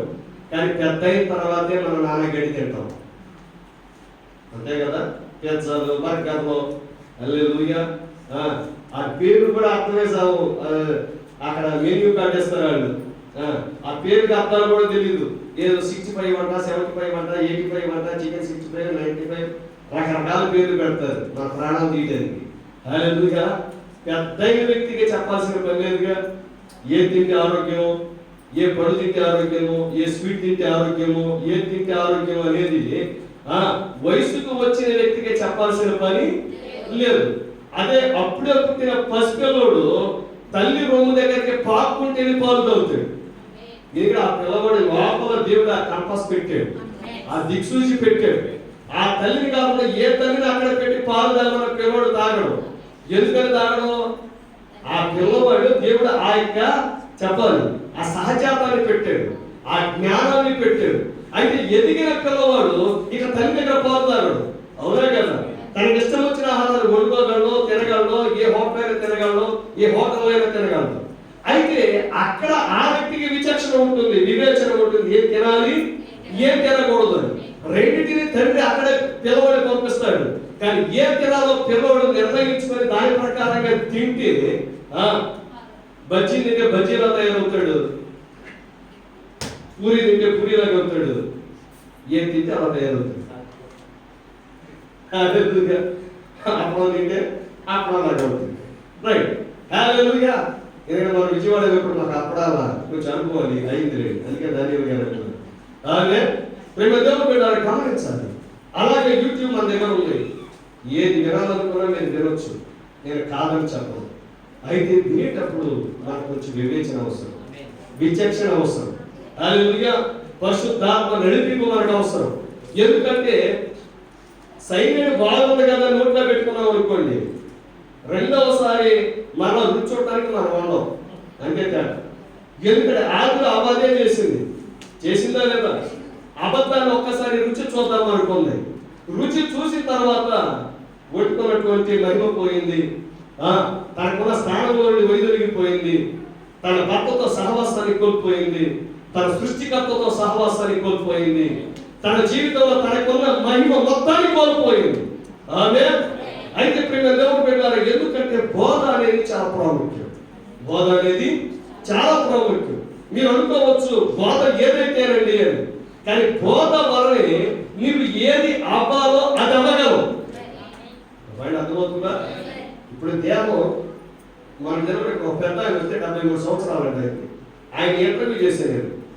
ఏమండి 73 సంవత్సరాల వయసులో మీరు ఎంత ఆరోగ్యంగా ఎలా ఉండగలిగారు అని. ఆయన ఏమన్నారంటే, నాన్న నేను తిన్నది జొన్నను చూడుసావా అందుకే ఎట్టున్నాను, మీరు తెల్లటి మల్లెపూలు అన్నం తింటున్నారు, మల్లెపూలాగే తయారవుతున్నారు, సాయంత్రానికి వాడిపోతున్నారు. రైట్? అంటే మనం తినే ఆహారం మన లోపలికి వెళ్ళి ఏమవుతుంది? సప్తధాతువులుగా మారిపోతుంది. అవునా? రక్త మాంసాలుగా అవుతుంది. అదే మనకి శక్తినిస్తుంది. మనం ఏది తింటామో దాని వల్ల మారుతాం. చెప్పగలరా? హల్లెలూయా. అలాగే ప్రియ దేవుడు పెట్టారా, ఆత్మ సంబంధమైన ఆహార విషయంలో కూడా అంతే. దేవుడు మనకి ప్రవక్త వర్తమానాన్ని ఇచ్చాడా? ఈ ప్రవక్త వర్తమానాన్ని మాత్రమే మనం తినాలి. ఆమేన్. అలాగే అప్పుడు ప్రతి చెత్తకు నీ దగ్గరికి వెళ్ళి దాన్ని టేస్ట్ చేస్తా, దీన్ని టేస్ట్ చేస్తా, దీన్ని టేస్ట్ చేస్తా అని అనుకుంటే నీ జీవితం టేస్ట్గా సరిపోద్ది. హల్లెలూయా.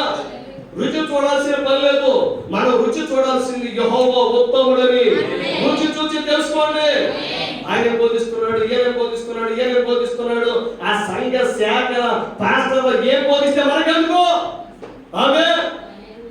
మన ప్రవక్త ద్వారా దేవుడు మనకి ఏం బోధించాడు అది నేర్చుకుందామా? హల్లెలూయా.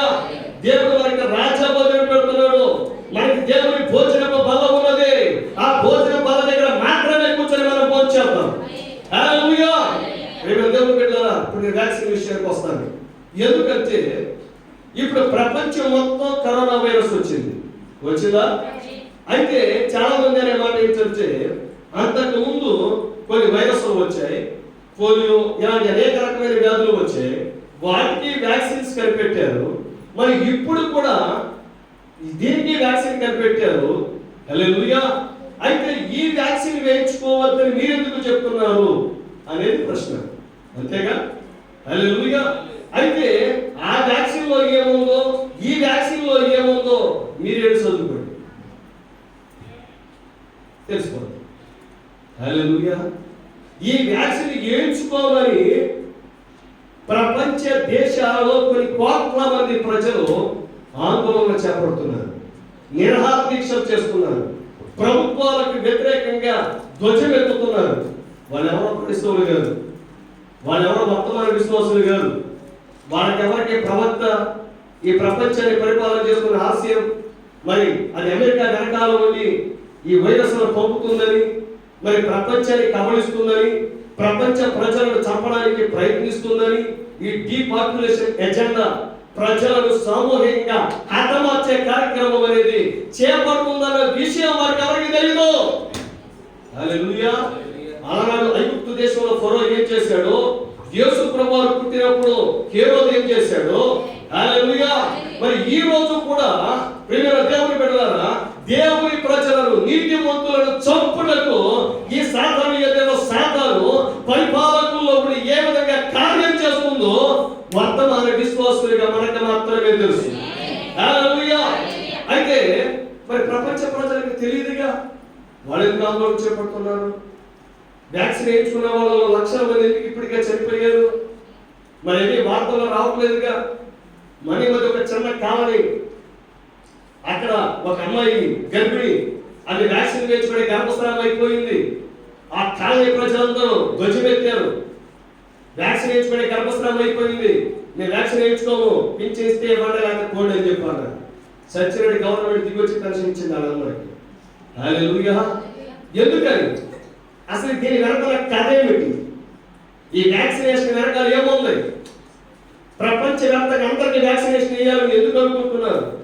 వ్యాక్సిన్ వేసినందుకు సర్టిఫికేట్ ఎందుకు అడుగుతున్నారు? పోలియో వేసినప్పుడు సర్టిఫికేట్ అడిగారా? గడువు చాలా వ్యాధులు వచ్చినాయిగా, చాలా మహమ్మారులు ప్రపంచాన్ని చుట్టుముట్టినీగా కబళించినీగా. అప్పుడు లేని సర్టిఫికేట్ ఇప్పుడు ఎందుకు? ఆ సర్టిఫికేట్ ఉంటేనే మనం ఎక్కేది, ఆ సర్టిఫికేట్ ఉంటేనే ప్రయాణం చేసేది, ఆ సర్టిఫికేట్ ఉంటేనే ఉద్యోగాలు, ఆ సర్టిఫికేట్ ఉంటేనే జీతాలు, ఆ సర్టిఫికేట్ ఉంటేనే ఉపాధి, ఆ సర్టిఫికేట్ ఉంటేనే బయటికి వెళ్ళేది, ఆ సర్టిఫికేట్ ఉంటేనే ఆధార్ కార్డు అన్నిటికీ మ్యాండేటరీ కంపల్సరీ అయిపోతుంది. కారణం ఏంటి? కారణం ఏంటి? పరిశుద్ధులారా, హల్లెలూయా. మనం ఇంకెంతో కాలం దూరంగా ఉండబోతుంది. ఎందుకంటే ఆహాబు నాబోతును చంపడానికి అబద్ధ సాక్షులను యెజెబెలు లేపింది. అర్థమవుతుందా? సాతాను యొక్క అబద్ధమే ఈ వ్యాక్సిన్. నమ్మగలరా? ఏకీభవించగలరా? హల్లెలూయా. సాతాను యొక్క వ్యాక్సినే ఈ అబద్ధం. మరి వ్యాక్సిన్ వేయించుకున్న వాళ్ళకి కరోనా రాదు అని మీరు ఎందుకు చెప్పలేకపోతున్నాం? ప్రకృతిలోని ఏదైనా ఒక మందు తీసుకొని దాని ద్వారా వ్యాక్సిన్ తయారు చేసి మన దేహాలకు ఎక్కిస్తున్నారా? దానికి వీరుడుగా చదువుకున్న విద్యావంతులు ఉన్నారుగా, జ్ఞానులు ఉన్నారుగా, విజ్ఞులు ఉన్నారుగా, విద్యావేత్తలు ఉన్నారుగా, ఆంగ్ల భాష పరిజ్ఞానం కలిగిన వారు ఉన్నారుగా. హల్లెలూయా. మరి దేవుడు తయారు చేసిన ప్రకృతిలో అక్కడ ఇచ్చినటువంటి అనేక ఔషధాలు ఉండగా ఆ ఔషధాలలో ఆనందకర మందులాగా ఏదో దేహంలోకి ఎక్కిస్తే సంతోషంగా తీసుకోవచ్చు. అవునా కదా? మరి అవన్నీ పక్కన పెట్టి వాటిని నయం చేసి ఐవర్మెక్టిన్, హైడ్రాక్సిక్లోరోక్విన్ టాబ్లెట్స్ కూడా బ్యాన్ చేసి ఏం చేయాలనుకుంటున్నారు? ఆలోచన చేయండి దేవుని బిడ్డలారా, ఆలోచన చేయండి. ఈరోజు ప్రపంచంలో ఏం జరుగుతుందో ఆలోచన చేయండి. షడ్రక్, మేషక్, అబేద్నెగోలు ఆలోచన చేశారు, వాళ్ళ ప్రతిమకు లోబడలేదు, సాష్టాంగ నమస్కారం చేయలేదు. ఈరోజు ప్రపంచ వ్యాప్తంగా హాస్యం ఒక ప్రతిమ నిలబెడుతుంది. నిలబెట్టిందా? ఎక్యుమెనికల్ కౌన్సిల్ వచ్చిందా? వరల్డ్ కౌన్సిల్ ఆఫ్ చర్చెస్ వచ్చిందా? ప్రపంచ సంఘంలో సమాఖ్య, ఈ డినామినేషన్స్ అన్ని ఒక్కటైపోయాయి ఇప్పుడు. హల్లెలూయా. అందరూ ఒక్కటైపోతే వేరేది ఎవరో తెలుసా? వేరేది ఎవరో తెలుసా? ఆయన వధువు మాత్రమే. హల్లెలూయా. ఇప్పుడు సాతాను వెంటాడేది ఎవరినో తెలుసా? ఈ వధువునే. అందరు వ్యాక్సిన్ వేయించుకుంటారు కానీ వధువు మాత్రం వేయించుకోదు. వధువుకి వ్యాక్సిన్ ఉన్నది, టీకా ఉన్నది. ఆ టీకా ఏమిటో కాదు, ప్రభువు యేసుక్రీస్తు యొక్క రక్తమే. ఇప్పుడు ఈ వ్యాక్సిన్ నిన్న ఒక వాలంటీర్ వచ్చారు, అదే మీరు వ్యాక్సిన్ వేయించుకున్నారా? వేయించుకోలేదు. పిల్లలు వేయించుకున్నారా? వేయించుకోలేదు. ఎందుకని అని అడిగారు. మా బంధువు హాస్యం ఫాదర్ అండి, వీళ్ళ పేరు చెప్పారు, ఆవిడ తొలిమేలు జయదాస్ గారు పేరు చెప్పారు.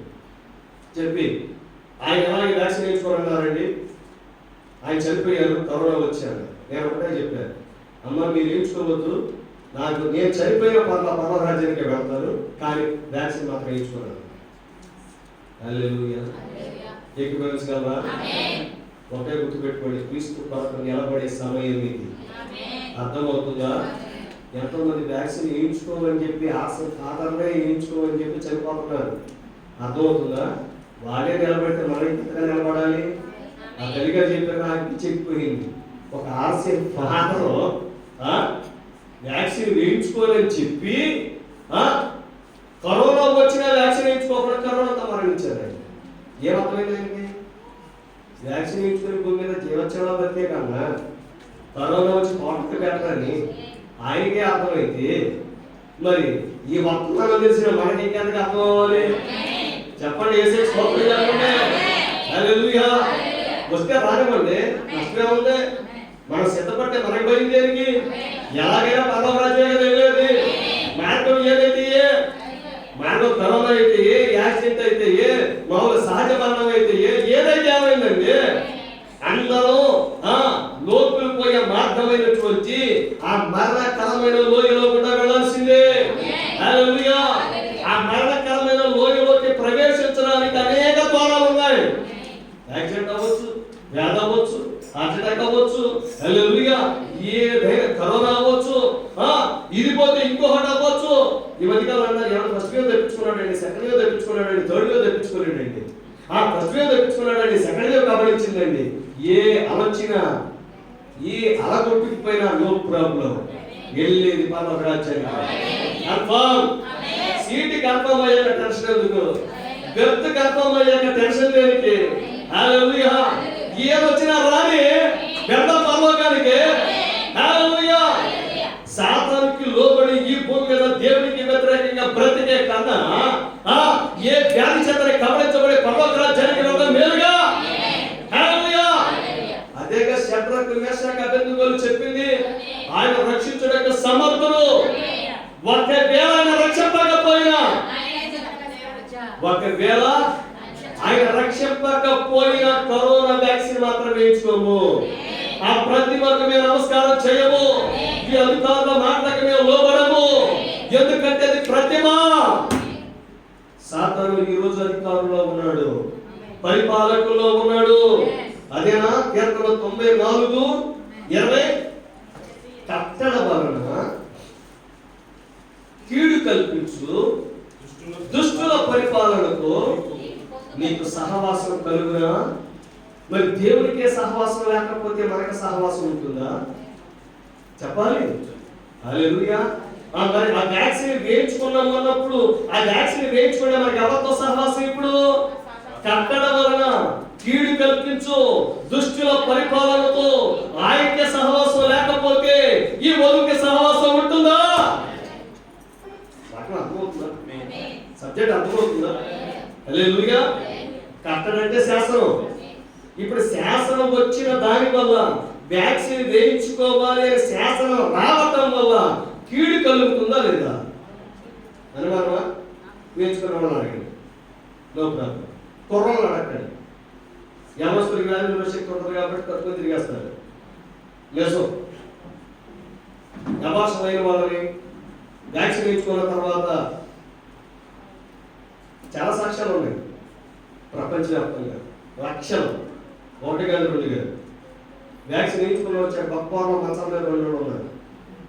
ఇప్పటికీ జీవచమలా బతుకుతున్న వాళ్ళు. అప్పటి వరకు మోకాళ్ళు నొప్పులు లేవు, అప్పటిదాకా ఏ నొప్పులు లేవు. ఈ వ్యాక్సిన్ వేయించుకున్న కానీ అన్ని రకాల నొప్పులే, లోపల రక్తం గడ్డగట్టేస్తుంది.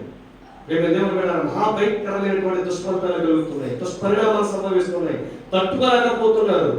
కానీ డాక్టర్ దగ్గరికి వెళ్తే వ్యాక్సిన్ వల్లే వాళ్ళు చెప్పరు. ఎందుకో చెప్పరా? వాళ్ళకి తెలియదు కదా. తెలుసు రేపు దేవుడు పెట్టారా? ఒకసారి ఒక డాక్టర్ గారిని అడిగారు, సార్ ఏదైనా ఒక వ్యాధి వస్తే కారణం ఏంటంటే ఆయన ఒకటే చెప్పాడు, there is no medical reason as such అని. నాకు పిచ్చిపోయింది అన్నమాట. ఏ వ్యాధి వచ్చినా కారణం ఎక్కవద్దు. జలుబు రావడానికి కూడా కొన్ని వందల కోట్ల సూక్ష్మజీవులు కారణం అవుతాయి. కాబట్టి ఏ మందు చేసుకోవాలో అడగండి, మందు నేను పుస్తకంలో చెప్తాను. కానీ అందులో ఏ మందు ఉందో డాక్టర్ గారికి కూడా తెలియదు. ఎందుకంటే తయారు చేసేది ఆయన కాదు కాబట్టి. తయారు చేసేది ఫార్మాస్యూటికల్ కంపెనీస్. వాడు చెప్తారు ఈ డాక్టర్ గారికి ఈ మందు వాడండి సార్ దీనికి అని. అదే మెడికల్ రిప్రజెంటేటివ్స్, అవునా కదా? వాడు వచ్చి చెబితే ఈయన మందు రాస్తాడు. ఇప్పుడు చెప్పండి, డాక్టర్ గారికి ఏం తెలుసండి? పరమ వైద్యుడికే సమస్య ఉంది. పరమ వైద్యుడే పరిశుద్ధాత్మ. ఆయన మన అంతరంగ బోధకుడు, ఆయన మనకు బోధించేవాడు. హల్లెలూయా. ఆ వ్యాక్సిన్ లో ఏమేమి వేసి వండి మార్చి మొత్తం కలిపి మన దేహాల్లో ఎక్కిస్తున్నారు. మనకు ముందుగానే అప్రమత్తం చేస్తున్నవాడు దేవుడు. ఎవరు ఒకసారి ఎంచుకుంటే పోయింది, దేవుడే మన స్వస్థపరుస్తాడుగా, దేవుడే కాపాడుతాడుగా. నువ్వు వాక్యాన్ని నమ్మకుండా, దేవుడు చెప్పిన దాన్ని కాకుండా నువ్వు వెళ్ళిపోయి వ్యాక్సిన్ చేసుకొని దేవుడు కాపాడుతాడనే పిచ్చి పిచ్చి ఆలోచన ఏంటి? దైవజనులో ఉన్నది దేవుడని నువ్వు నమ్మాలి వస్తుంది. దైవజనుడు దేవుడు మాట్లాడుతున్నాడు అంటే, రిస్క్ ఉన్న దైవజనుడు చెప్తున్నాడు అని అంటే అది దేవుని ప్రజల మేలు కోసమని నువ్వు నమ్మాలి వస్తు. హల్లెలూయా. రాజ్యానికి వ్యతిరేకంగా పొలిటికల్ సైన్స్ చదివిన వ్యక్తిగా నేను చెప్తున్నాను. రాజ్యానికి వ్యతిరేకంగా ఎవరు నిలబడిన నక్సలైట్ తీసుకెళ్ళి కాల్చిపారేస్తారు, తెలుసా మీకు ఆ విషయం? హల్లెలూయా. స్టేట్ కూడా పవర్సల్ ఎవరు నక్కలేదు, ఎవరు చెప్పలేదు. కొంచెం అరెస్ట్ చేసి తీసుకుని వెళ్ళి ఈ అబ్బాయి అంతా కాల్చిపడేసి ఎన్కౌంటర్ చేసేసి నక్సలైట్ కాల్చేశారంటే దిక్కే ఉందా? ఎవరు లెక్క చెప్పాలి? హల్లెలూయా. మరి ఇక్కడ స్టేట్ రాజ్యం వాళ్ళని అరెస్ట్ చేసిందా? పెంచుకొట్టుడు కొట్టిందా? చేసాల పాలు చేసిందా? చేసాల పాలు చేసే ప్రభుత్వం ఎప్పుడు వచ్చాడు? వచ్చాడా లేదా? ఒకసారి చూడండి, అపోస్తలుల కార్యాలు 5వ అధ్యాయంలో 5వ అధ్యాయం 19వ వచనం. ఇప్పుడు ఆ చెరసాల తలుపు తీసినావు అంటే ప్రభు దూతలు ఆ పరిచర్య అప్పుడు ఉంది, ఇప్పుడు కూడా ఉందా లేదా? నమ్మగలరా? ఆమె మనకెప్పుడు గతానికి చేపట్టమని ఇష్టం, ప్రస్తుత కాలంలో దేవుడు అలా పని చేస్తాడు అంటే నమ్ము. గతంతో కదా ప్రస్తుతం శూన్యం అన్నట్టు మన జీవితం. అందుకే ప్రవక్త మనకు నేర్పిన నినాదం ఒకటి, హెబ్రీ 13:8. ప్రభు యేసుక్రీస్తు నిన్న నేడు నిరంతరం ఒకటే రీతిగా ఉన్నాడు అంటే అప్పుడు కార్యాలు చేయగలిగిన దేవుడు ఇప్పుడు చేస్తాడు. ఇప్పుడు చేసిన దేవుడు రేపు చేయగలడు. ఆయన శక్తి నానాటికి తగ్గిపోయేది కాదు, ఆయన శక్తి నానాటికి పెరిగేది కాదు. ఆయన శక్తి ఎప్పుడు స్థిరంగానే ఉంటుంది.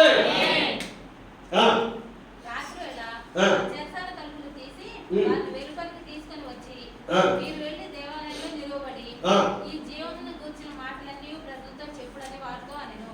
వారు ఆ మాట విని తెల్లవారగానే దేవాలయంలోకి వెళ్ళి బోధించుచుండిరి. ప్రధాన యాజకుడును అతనితో కూడా ఉన్నవారును వచ్చి మహాసభ వారిని ఇశ్రాయేలు పెద్దలందరినీ పిలువనంపించి వారిని తోడుగా రండని బట్రోతులను చెరసాలకు పంపిరి.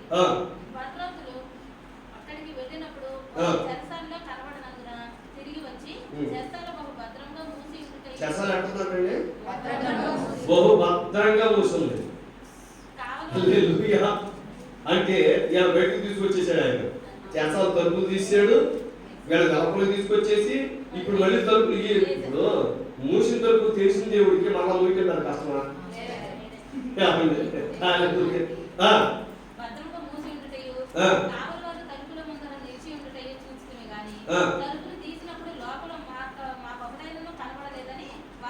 హల్లెలూయా. మన దేవుడు తలుపు తీసే దేవుడు, బయటికి రప్పించే దేవుడు. ఆమేన్.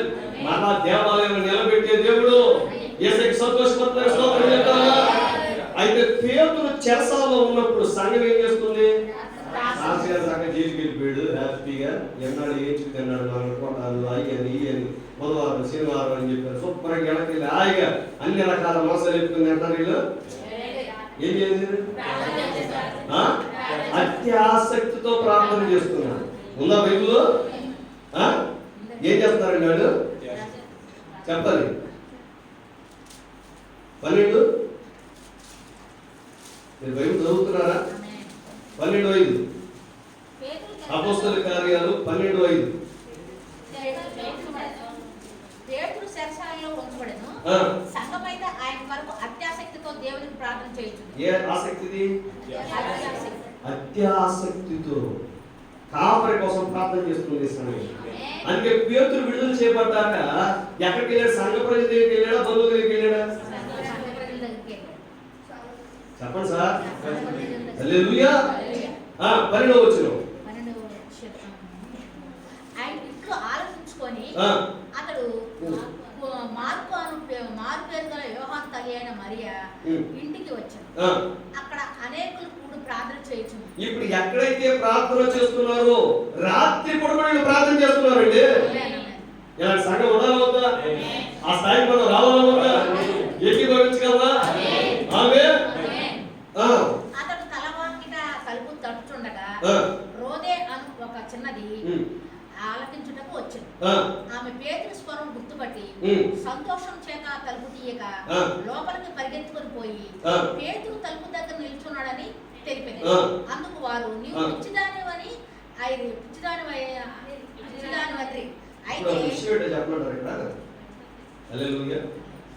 ఒకసారి ఇంగ్లాండ్ దేశం అనుకుంటారు, అందరూ పాప వర్షాలు చాలా కాలం నుంచి పడకపోతుంటే వీళ్ళందరూ వర్షాలు పడాలని ప్రార్థన చేయడానికి వెళ్తారు. ఒక పెద్ద మైదానం సమకూడి ప్రార్థన చేద్దాం దేవునికి అని చెప్పి వెళ్తారు. ఈలోపు ఒక చిన్నది ఏం చేసిందంటే కూడా తల్లి పాపం గుడి బంగారం అదేం చేసిందంటే పాపం సంక్రమణ గుడి పెట్టుకుని వెళ్తారు. వీళ్ళు అడిగారంట, ఎలా అది ప్రేసి అది ఇక ఇచ్చా గుడి పెట్టుకున్నాం అంటే అన్నంత వతరి గొడుగు దేనికోసం వెళ్తున్నారు అన్నారు. వర్షం కోసం మనకు వర్షం అయితే గొడుగు కావాలి అన్నారు. పిచ్చెక్కిపోయింది, వందల మంది బయలుదేరి వస్తున్నారు అక్కడికి ప్రార్థన చేయడానికి. హల్లెలూయా. కానీ ప్రార్థన చేస్తే వర్షం పడిద్దని చెప్పి విశ్వాసంతో వెళుతున్నారుగా. మరి వెళుతున్నప్పుడు ఈమె క్రియల ద్వారా వ్యక్తపరచబడిన విశ్వాసం ఏమైనా ఉంది. హల్లెలూయా. చిన్న పిల్ల ఆ గొడుగు సంకల పెట్టి వెళ్తుంది. ఎందుకని? మనం ప్రార్థన చేయబోతున్నాం. మన సృష్టికర్తకు మనం ప్రార్థన చేయబోతున్నాం. మన దేవుడు ప్రార్థన ఆలకించే దేవుడు, వెనుమట్టిని కార్యం చేసే దేవుడు, ఎత్తడిగా ఉన్న ఆకాశాన్ని హల్లెలూయా ఆయన మార్చగలిగిన దేవుడు, కరువును తీసివేసే దేవుడు, వర్షాలు కురిపించే దేవుడు, ఆహార పంటలను సమృద్ధిగా పండించే దేవుడు. మరి ఇప్పుడు నేను వచ్చేటప్పుడు తడిసిపోకుండా రావాలి కాబట్టి నా గుడికి కాదు. అది విశ్వాసం.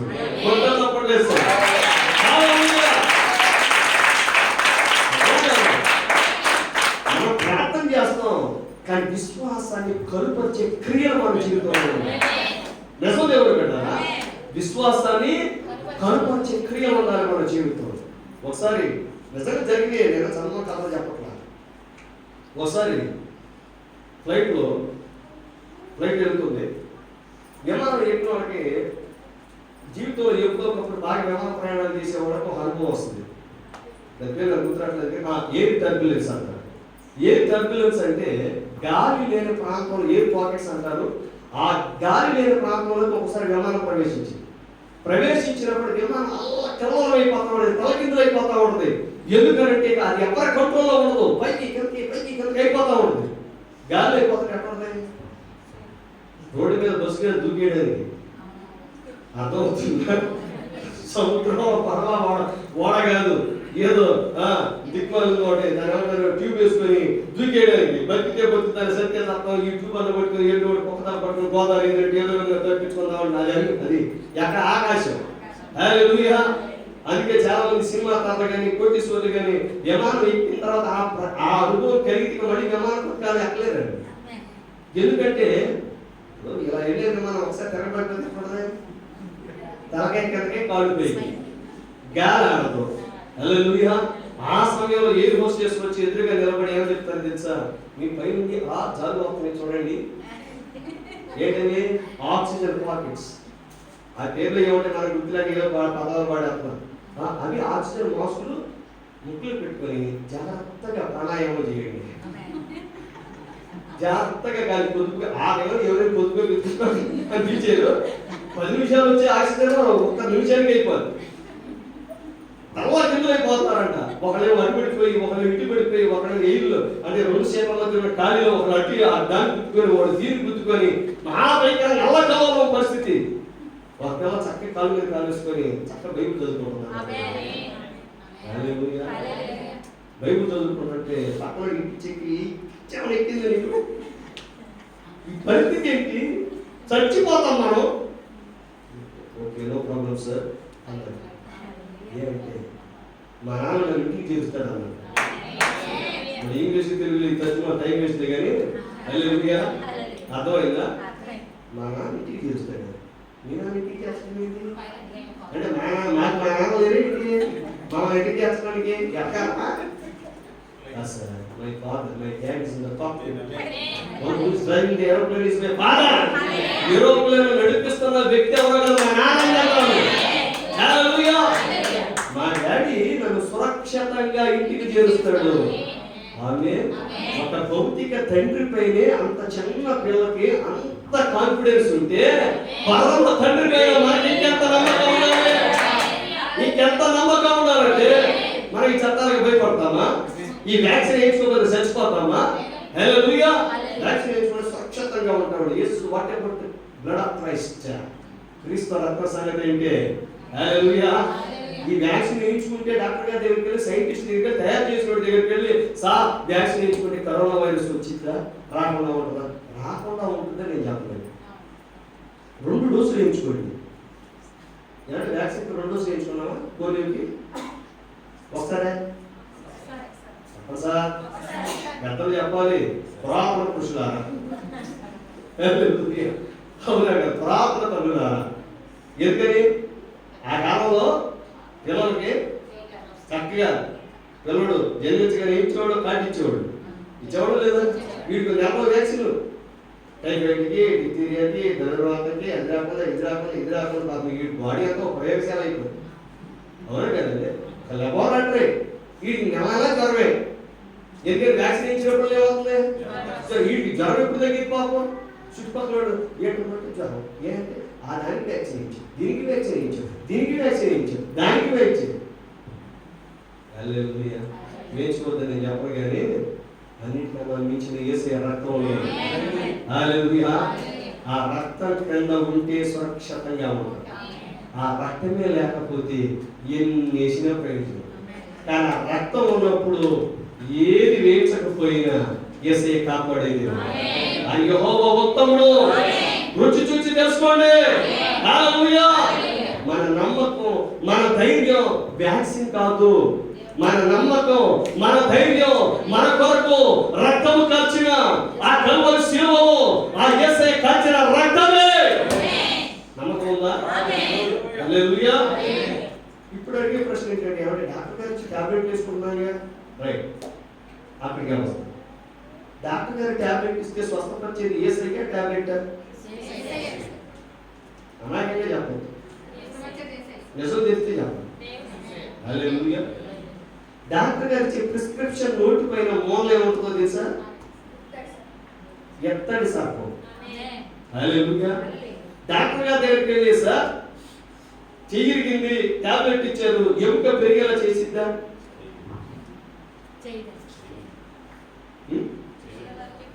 విరిగిన 2 ఎముకలు అతుక్కునేలా చేసేది దేవుడు ఈ శరీరంలో పెట్టిన సహజ నియమమే తప్ప ఏ టాబ్లెట్ ఎముక పెరిగేలా చేసి అతుక్కోలేక చేయదు. ఈ టాబ్లెట్ ఏం చేస్తుందంటే అక్కడికి వెళ్ళి సూక్ష్మ క్రిములు చేరి ఆ ఖాళీ స్థలంలో క్రిమి దోషాన్ని కలుగజేసి ఇంకా అక్కడ ఆ ప్రక్రియను ఆలస్యం చేయకుండా అది యథావిధిగా కొనసాగునట్లుగా చేయడానికి ఈ టాబ్లెట్స్ తప్ప 2 ఎముకలు అతుక్కునేలా చేసేది ఏ టాబ్లెట్ కాదు. హల్లెలూయా. అర్థమవుతుందా? నీకు జ్వరం వస్తే యాంటీబయోటిక్ ఇస్తాడు. ఎందుకో తెలుసా? సూక్ష్మ జీవులను చంపడానికి. నీకు వెన్నుపూస అరిగింది, కాళ్ళు నొప్పులు వస్తున్నాయి, కాళ్ళలో ఎముకలు అరిగాయి, డాక్టర్లు వెన్నుపూస మరలా తిరిగి పునర్నిర్మాణం అయ్యే టాబ్లెట్ ఎవడేమో తెలుసా మీకు విషయం? హల్లెలూయా. మన వాళ్ళకి తెలిసింది ఏంటంటే ఎముకలు అరిగిపోతే చక్కగా దాని లోపల బాల్ బయటికి తీసి మళ్ళీ లోపల ఒక స్టీల్ బౌల్ పెట్టి అంతేగా ఉత్తీర్ణ కాలు పెట్టమంటే మనవాడిని నెంబర్ 1. అంతేగాని అరిగిపోయిన దాన్ని స్వస్థపరచగలిగేవాడు, హల్లెలూయా, పునర్నిర్మాణం చేయగలిగేవాడు, మరలా సృష్టి చేయగలిగేవాడు యేసయ్యే. హల్లెలూయా. ఏ డాక్టర్ గారి దగ్గరికి వెళ్ళు, ఏ ఆర్థోపెడిక్ ప్రపంచంలో మ్యాయో క్లినిక్ వాళ్ళ దగ్గరికి వెళ్ళు, వాళ్ళు ఏం టాబ్లెట్లు ఇస్తారంటే నీకు పెయిన్ కిల్లర్ ఇస్తారు. నిజమండి. నువ్వు ఆ టాబ్లెట్ వేసుకుంటే నొప్పి తెలియకుండా పోయిందంటే నొప్పి తగ్గింది అనుకునే అమాయక జీవి నువ్వు లేదు. నొప్పి తగ్గలా నొప్పి అక్కడే ఉంది. కానీ నొప్పి మెదడుకి చేరకుండా, సంకేతాలు చేరకుండా బ్రెయిన్ లో ఒక వ్యవస్థ ఉంది. ఆ వ్యవస్థను అది వెళ్ళి నిద్రపుచ్చింది అంతే. అది దాని నిద్రపుచ్చినంత సేపు నీకు నొప్పి తెలియదు. కానీ మన దేవుడైతే నొప్పి ఎక్కడుందో నొప్పిని తీసివేసే దేవుడు, దాన్ని స్వస్థపరచగలిగే దేవుడు. నీవు అనుకుంటున్నావు వైద్య శాస్త్రం ఎంతో అభివృద్ధి చెందింది, ఏదైనా చేయగలదని. కానీ నేను సవాలు చేసి చెప్తున్నా, ఈ లోపల ఏ వ్యాధిని స్వస్థపరిచే ఔషధం లేదో. దేవుడే స్వస్థపరచాలి, యేసయ్య స్వస్థపరచాలి. రండి, క్యాన్సర్ అయినా ఏ వ్యాధి అయినా సరే ఎవరు స్వస్థపరచగలరు? దేవుడు మన లోపల నియమాన్ని పెట్టాడు. నిజం దేవుడు పెట్టాడా? మరి ఇప్పుడు దేవుడి పైన ఆధారపడతామా, వ్యాక్సిన్ పైన ఆధారపడతామా? చెప్పాలి. ప్రవక్త ఒక దేశం వెళ్తా ఎల్లో ఫీవర్ కి ఆయన షార్ట్స్ వేయించుకున్నాడు. అంటే ఆయన వ్యాక్సిన్ తీసుకున్నాడు. ఆయన వ్యాక్సిన్ తీసుకున్నది ఎల్లో ఫీవర్ కోసం, కరోనా వ్యాక్సిన్ కాదు. అప్పుడు ఆయన ఆ దేశం వెళ్ళాలి అని అంటే ఆయనకు ఆ వ్యాక్సిన్ వేయించుకోవాలి. అర్థమవుతుందా? లేకపోతే ప్రభుత్వం ఒప్పుకోదు. హల్లెలూయా. మరి ఈ రోజు కూడా వేయించుకోవచ్చు కదా అని అంటే, ఆ రోజు ఎల్లో ఫీవర్ కోసం ప్రపంచానికి వ్యాక్సిన్ వేయలేదు వాళ్ళు. అర్థమవుతుందా? ప్రపంచానికి వ్యాక్సిన్ వేయరా. ఈ రోజు సరే వ్యాక్సిన్ అంటే ఎవరికి వేయాలి? అసలు యాక్చువల్గా వచ్చినోడికి వేయాలి. మరి రాను కూడా పడుతున్నారు, ఎక్కడ పడుతున్నారు చెప్పు. సరే ఫస్ట్ వేవ్ వచ్చింది, సెకండ్ వేవ్ వస్తుందని ఎందుకు చెప్పారు? ఎలా చెప్పగలరు? మరో నిమిషం ఏం జరుగుతుందో ఎవరికి తెలియదు, నాకే తత్వం చెప్తానుగా. హల్లెలూయా. మరి సెకండ్ వేవ్ వస్తుందని అంటే చెప్పగలిగావు? బోర్గా ఫీల్ అవుతుంది. దయచేసి ఇది చాలా చాలా తీవ్రమైన విషయాలు, అత్యంత గంభీరమైన విషయాలు, దేవుని బిడ్డ, అత్యంత అవసరమైన విషయాలు కూడా సంఘానికి, మన జీవితాలకు చాలా ప్రాముఖ్యమైన విషయాలు. రేపు పొద్దున నీవు ఆ భయంకరమైన ఒత్తిడిలో ఉన్నప్పుడు ఈ విషయాలు నీకు తెలియకపోతే వ్యాక్సిన్ ఏం చేస్తుంది? సాధారణ వాళ్ళకి వెళ్ళిపోతాం. అందుకే చెప్తున్నాను. హల్లెలూయా. మరి థర్డ్ వేవ్ వస్తుందని ఎలా తెలుసు? ఎవరు చెప్పగలరు? హల్లెలూయా. వదిలేవాడికి తెలిసిందా, మనకి తెలిసిందా? ఎవరు పోలియో కూడా పెట్టడానికి వచ్చిందా? వచ్చేటప్పుడు ఎవరైనా చెప్పగలిగారా? ఏమంటే పాలనప్పుడు పోలియో వచ్చిందని ఎవరికి చెప్పారా? చెప్పలేదుగా.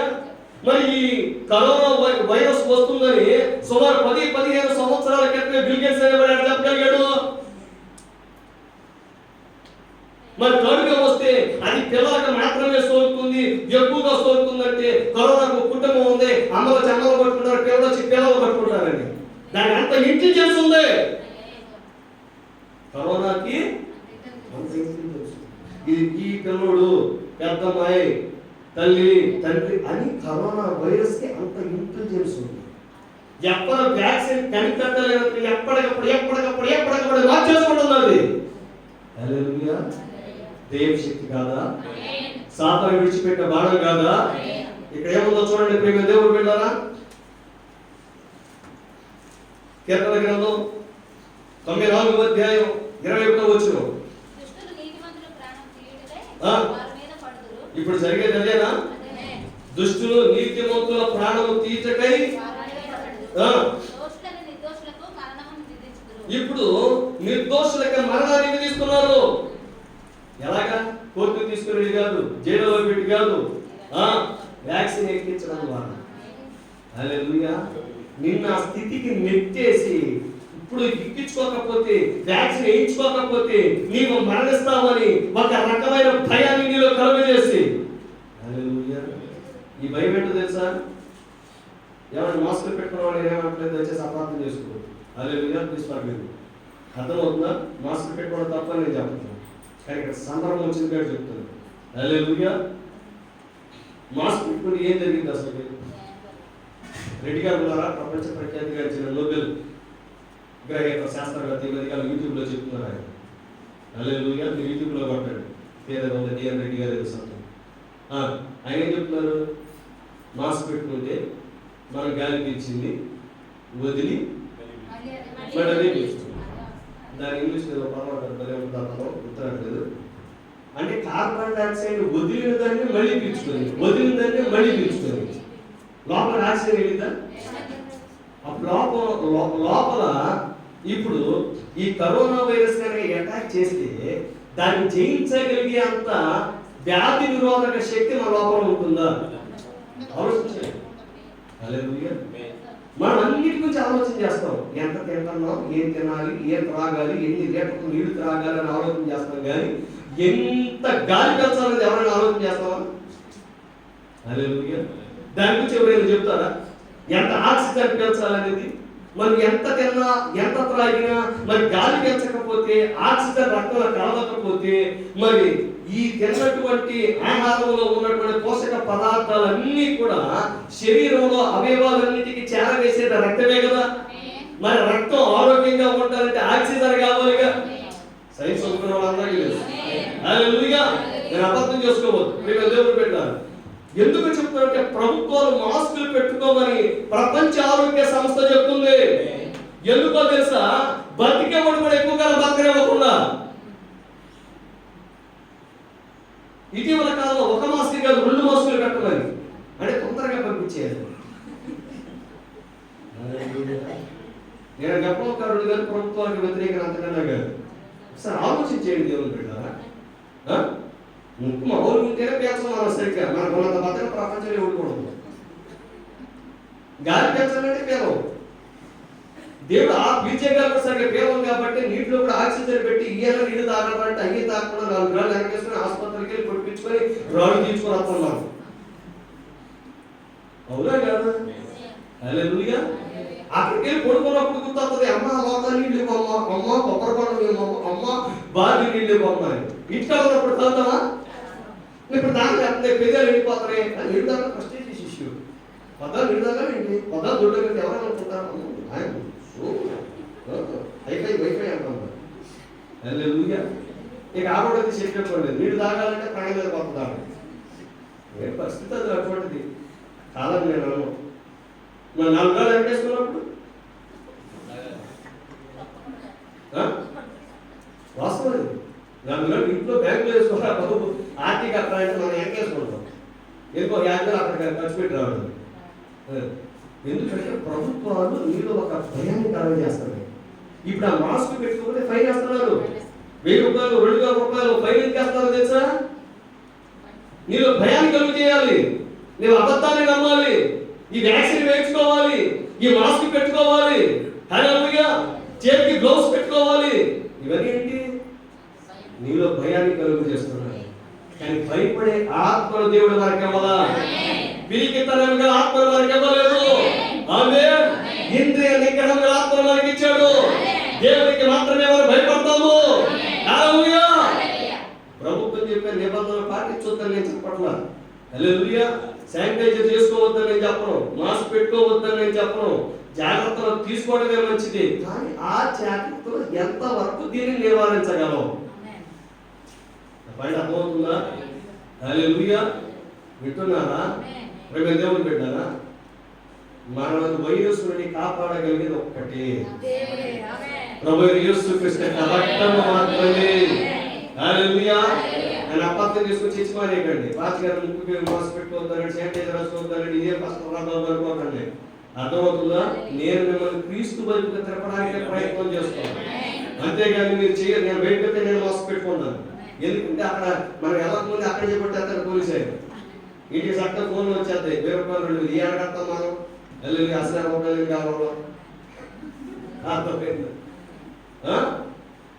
లోపడతాం కానీ వ్యాక్సినేషన్ లోపడదు. హల్లెలూయా. మీరు వేసుకోవాలనుకుంటే వేసుకోండి, నేను మాత్రం తక్కండి. ముందే చెప్పాను. హల్లెలూయా. మరి నా దగ్గర వచ్చి పలానా పాస్టర్ గారు చెప్పారు కదండి, ఆయన డాక్టర్ అండి, ఆయన ఇదండి, మీరేం చదివారండి అంటే నాకు చదివేం లేదు, 100 విషయం చెప్తున్నాను. కానీ నాకు తెలిసిన పరిశుద్ధాత్మ అభిషేకంతో, నాకు దేవుడు ఇచ్చిన జ్ఞానంతో మీకు చెప్తున్నాను. మీకు వెంబడించాలనుకుంటే వెంబడించవచ్చు, వెంబడించకూడదనుకుంటే వెంబడించవద్దు, మీ ఇష్టం. అంతేగాని పాస్టర్ గారు చెప్పారు వ్యాక్సిన్ వేయించుకోవద్దన్నారు, వేయించుకోలేదు, నాకు ఇంకా కరోనా వైరస్ వచ్చింది, నేను సరిపోతున్నాను, దానికి బాధ్యత పాస్టర్ గారిని ఒకరు చచ్చిపోతాడు. అర్థమైందా? నా స్వామి కారణం జాతిలో ఇమానియులు ఆయన వేసుకోవద్దన్నాడు, వ్యాక్సిన్ వేయించుకుంటే బతికేదాన్ని చక్కగా ఆయన హల్లెలూయా. జీవితాంతం బతికేదాన్ని నేను, అందుకే చచ్చిపోతాను, నా పేరు చచ్చిపోతాను, మీకు దండం పెడతాను. కానీ ఉన్న విషయం అది. ఎందుకంటే తుయితేరా సంఘ కాలంలో జరిగింది అది, ఇప్పుడు జరుగుతున్నది అది. మీరు నమ్ముతున్నారా? అబద్ధాన్ని సాత్విగా పెంపజేస్తున్నాడు వాడు, అబద్ధములకు జనకుడు, అబద్ధానికి సృష్టికర్త. హల్లెలూయా. ఈ రోజు వ్యాక్సిన్ అనేది ఒక అబద్ధమా కాదా? అబద్ధం. హల్లెలూయా. అబద్ధం కాకపోతే మన దేశంలో తయారు చేసిన వ్యాక్సిన్ వేసుకోవద్దు ఎందుకంటారు? ఇది వ్యాక్సిన్ మరి ఆలోచించండి. మన దేశంలో తయారు చేసిన వ్యాక్సిన్ పనికిరావా? ప్రపంచ ఆరోగ్య సంస్థ తయారు చేసినటువంటి, జారీ చేసిన నిబంధనల ప్రకారంగానే ప్రమాణాలను అనుసరించి ఇచ్చినటువంటి వేసుకోవాలా? హల్లెలూయా. ఏ మన దేశంలో వ్యాక్సిన్లు కాదా? హల్లెలూయా. అంటే ప్రపంచాన్ని పరిపాలన చేస్తుంది ఎవరో తెలుసా? ఇప్పుడు ప్రపంచ ఆరోగ్య సంస్థ. ఈ ప్రపంచ ఆరోగ్య సంస్థ ఎవరి దగ్గర ఉంది? అమెరికాలో ఉంది. ఈ అమెరికా ఎవరి చేతిలో ఉంది? ఆసియా చేతిలో ఉంది. హల్లెలూయా. ఇప్పుడు ఆసియా ప్రపంచాన్ని పరిపాలన చేస్తుంది. గుర్తుపెట్టుకో, సాతాను ఏ దేవులో ఉన్నావు. దేవుని బిడ్డ బహు జాగ్రత్తగా ఉండు. చట్టాలు చేపడుతున్నాయి, అయితే ఈ చట్టాలన్నిటినీ జయించే వారు. అందుకే 94వ అధ్యాయం మొదటి వచనంలో చూడండి ఏం చెప్తున్నాడు ఆయన. యెహోవా ప్రతికారం చేయు దేవా. ఆయన ప్రతికారం చేసే దేవుడేనా? చెప్పాలి. ప్రతికారం చేసే దేవుడా కాదా? ఇప్పుడు ఫరో దేవుడి బిడ్డలో చెప్పాడు, ఎందులో వేసి? నైలు నదిలో వేసి. అవునా? విత్తన సూత్రం గుర్తుందా? ప్రసంగం గుర్తుందా మీకు? Lap the seed. విత్తన నీకు గుర్తుందా? ఆమె విత్తనం విత్తేది చిన్నదే, పంటకు వచ్చింది. అవునా కదా? హల్లెలూయా. ఇప్పుడు ఫరో ఈ ఇశ్రాయేలు పిల్లల్ని, పరిశుద్ధుల పిల్లలను, అభిషక్తుల పిల్లలను, దేవుని ప్రజల పిల్లలను నైలు నదిలో వేశాడు. కానీ ఈతను ఎందులో మునిగి చనిపోయాడు? సముద్రంలో.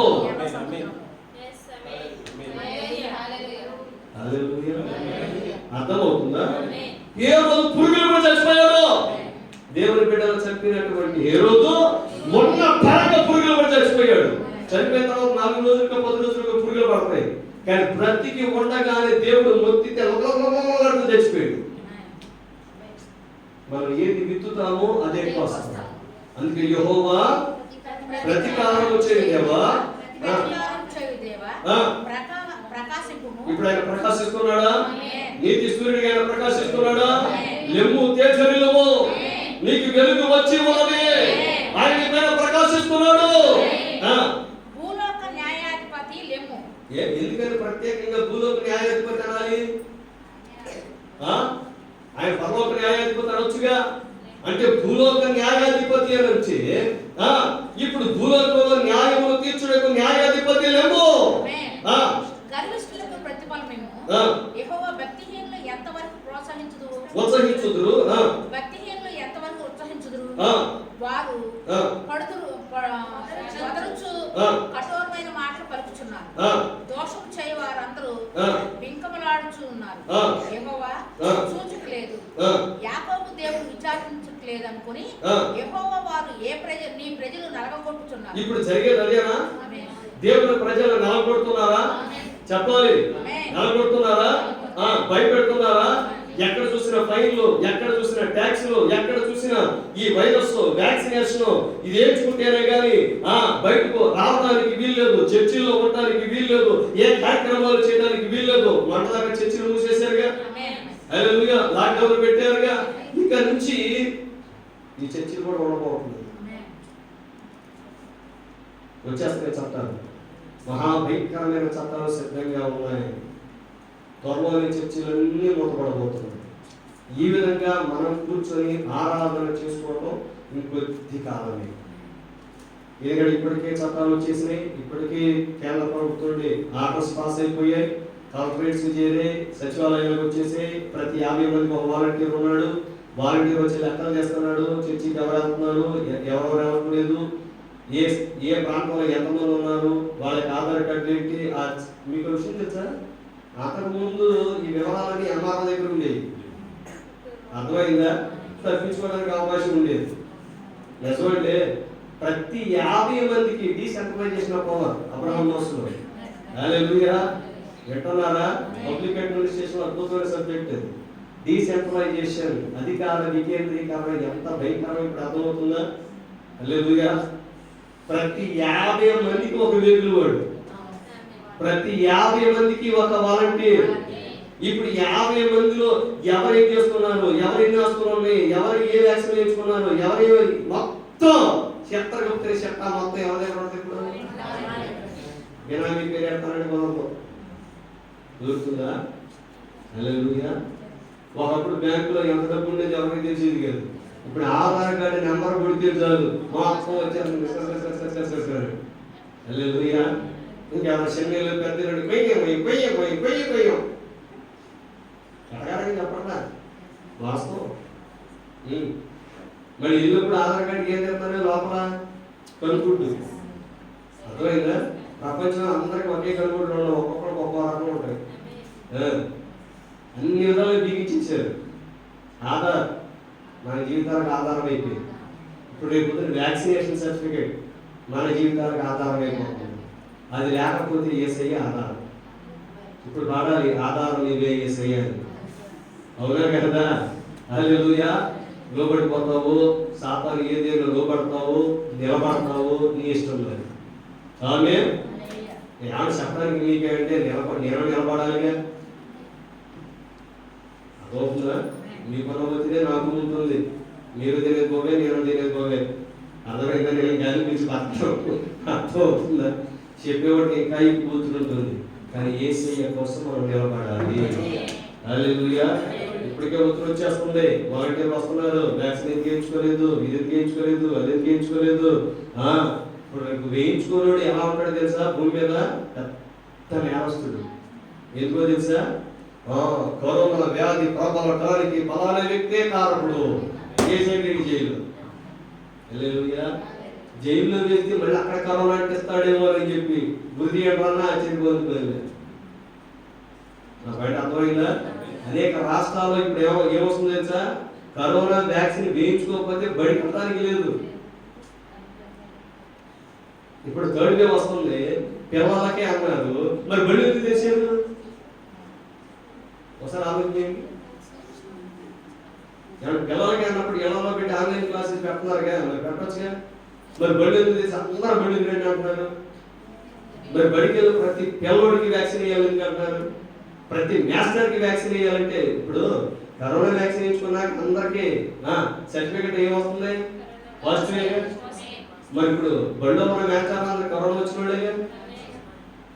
నా లెక్క ప్రకారం వ్యాక్సిన్ వేయించుకోకపోతే రాలేదు అని అనుకుంటున్నాను. వ్యాక్సిన్ వేయించుకుంటే రాదు అనుకుంటున్నారు. వ్యాక్సినే కరోనా వైరస్. మరి ఇప్పుడు పిల్లలు ఎక్కడ పోతున్నారు చెప్పాలి? ఏమైపోయింది ప్రపంచం? ఆలోచించండి. దేవుని పెట్టాలి. నేను మిమ్మల్ని భయపెట్టడానికి చెప్పట్లా, మీరు విశ్వాసాన్ని నింపడానికి పరిశుద్ధాత్ముడు ప్రసంగిస్తున్నాడు. ఇప్పుడు మనం లేచే సమయం ఇది. తేజరిల్లుము, లెమ్ము, తేజరిల్లుము, నీ వెలుగు వచ్చి ఉన్నది. ఇప్పుడు మన మోకాళ్ళ మీదకి వచ్చే సమయం, ప్రార్థన చేసే సమయం. ఒత్తిడి మన మీదకి వస్తుంది. హల్లెలూయా. ఇలాంటి ఒత్తిడిలోని వధువు రాకూడదు. హల్లెలూయా. ఇంకా మనం భూమి మీద ఉండొచ్చు, మటన్ బిర్యానీ తినొచ్చు, దమ్ బిర్యానీ తినొచ్చు అంటే మనం చేసే పడతాం. మనల్ని బయటికి వెళ్ళనివ్వకుండా, అడుగు పెట్టనివ్వకుండా చేసే ఒత్తిడి మన మీద వచ్చి 4 వైపుల ఒత్తిడి ఎప్పుడైతే మనం ఒత్తేస్తుందో అప్పుడు మనం ఎటు చూస్తామో తెలుసా? అవునా కదా? చెప్పాలి. ఇశ్రాయేలీయులు ముందేమో మహాసముద్రం, ఎర్ర సముద్రం, ఇటు పక్క కొండ, అటు పక్క కొండ, వెనకాల వాళ్ళు తరుముతున్న ఫరో సైన్యం. ఇప్పుడు వీళ్ళు ఎవరు చూస్తారు? హల్లెలూయా. ఈ ఆత్మ సంబంధమైన ఇశ్రాయేలీయులు కూడా ఇప్పుడు ఎక్కువ చూడాలి. ఆమేన్. ఇప్పుడు యాకోబు ప్రొద్దు కుంగిపోయింది, ముందుకు వెళ్ళలేడు. వెనక్కి ముందుకు వెళితే రాత్రి వేళ క్రోధముగా చంపేస్తాయి, వెనక్కి వెళితే అన్న చంపేస్తాడు. ఎటు వెళ్ళలేని పరిస్థితి. ఇప్పుడు అక్కడ ఉండి విశ్రాంతి తీసుకోవడం మొదలు పెట్టాడు. ఆ సమయంలో దేవుడు దిగి వచ్చాడు, నిచ్చెన వేశాడు, పైకెక్కి రమ్మంటున్నాడు. మన ఆత్మ సంబంధమైన ఇశ్రాయేలీయులు. హల్లెలూయా. పైకి చూద్దామా? చట్టాలు చేపడుతున్నాయా? ప్రపంచాన్ని గమనించండి. ఇప్పుడు భూమి మీద ఏ చట్టాలు చేపడుతున్నాయి? ఈ చట్టాల వల్ల వధువుకి ఎటువంటి నష్టం? కానీ వధువు ఈ సమయంలో ఏ నిర్ణయం తీసుకోవాలి, ఎలా నిలబడాలి? ఎందుకంటే నువ్వు యేసయ్య రక్తం పైన నీవు సంపూర్ణంగా ఆధారపడాలంటే మాటలు అవ్వదు. నువ్వు దైవంగా మార్చబడాలి, దేవుని శక్తి తరిపబడాలి, బాప్తిసం పొందుకోవాలి, పరిశుద్ధాత్మ బాప్తిసాన్ని పొందుకోవాలి. ఆయన రక్తము చేత, ఇదిగో ఆ పరిశుద్ధాత్మ చేత విమోచన దినము వరకు మనం ముద్రింపబడి ఉండాలి. హల్లెలూయా. అప్పుడే నువ్వు చెప్పగలవు ఏ వ్యాధి వచ్చినా ఆయన చూసుకుంటాడు. ఎందుకంటే ఈ ఇంటిలో యేసయ్య ఉన్నాడు, ఈ ఇంట్లో యేసయ్య ఉన్నాడు. ఇంట్లో యేసయ్య లేకుండా ఏది రాదంటగా చెప్పాలి. విశ్వాసం ఉన్నది అని అంటే విశ్వాసానికి ఒక ప్రాతిపదిక, ఒక బేసిస్, ఒక ఫౌండేషన్ ఉండాలిగా, పునాది ఉండాలిగా. హల్లెలూయా. ఇంట్లో బలవంతుడే లేకుండా ఎవరు వచ్చినా సరే నేను కొట్టిసేపేస్తాను ఎక్కడ కుదిరిద్ది? ఎవరిదైనా వాదం నేను పెట్టుకోవాలంటే కుదిరిద్దా? ఇంట్లో ఎవరు ఉండాలి? బలిష్ఠుడు ఉండాలి, మహాబలవంతుడు ఉండాలి, సర్వశక్తిమంతుడు ఉండాలి.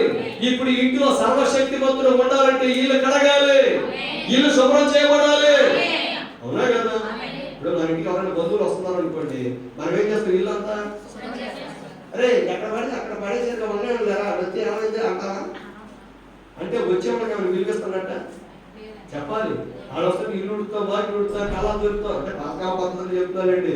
శుభ్రంగా అన్ని శుభ్రం చేసి మంచి చెప్పాలి, ఇంటికి అన్ని చేసి ఇల్లు చూస్తే ఆడేమనుకుంటారంటే ఎంత మోసం, ఎంత మోసం, ఎంత మోసం, ఎప్పుడు ఇల్లు ఎలాగే ఉంటుందేమో,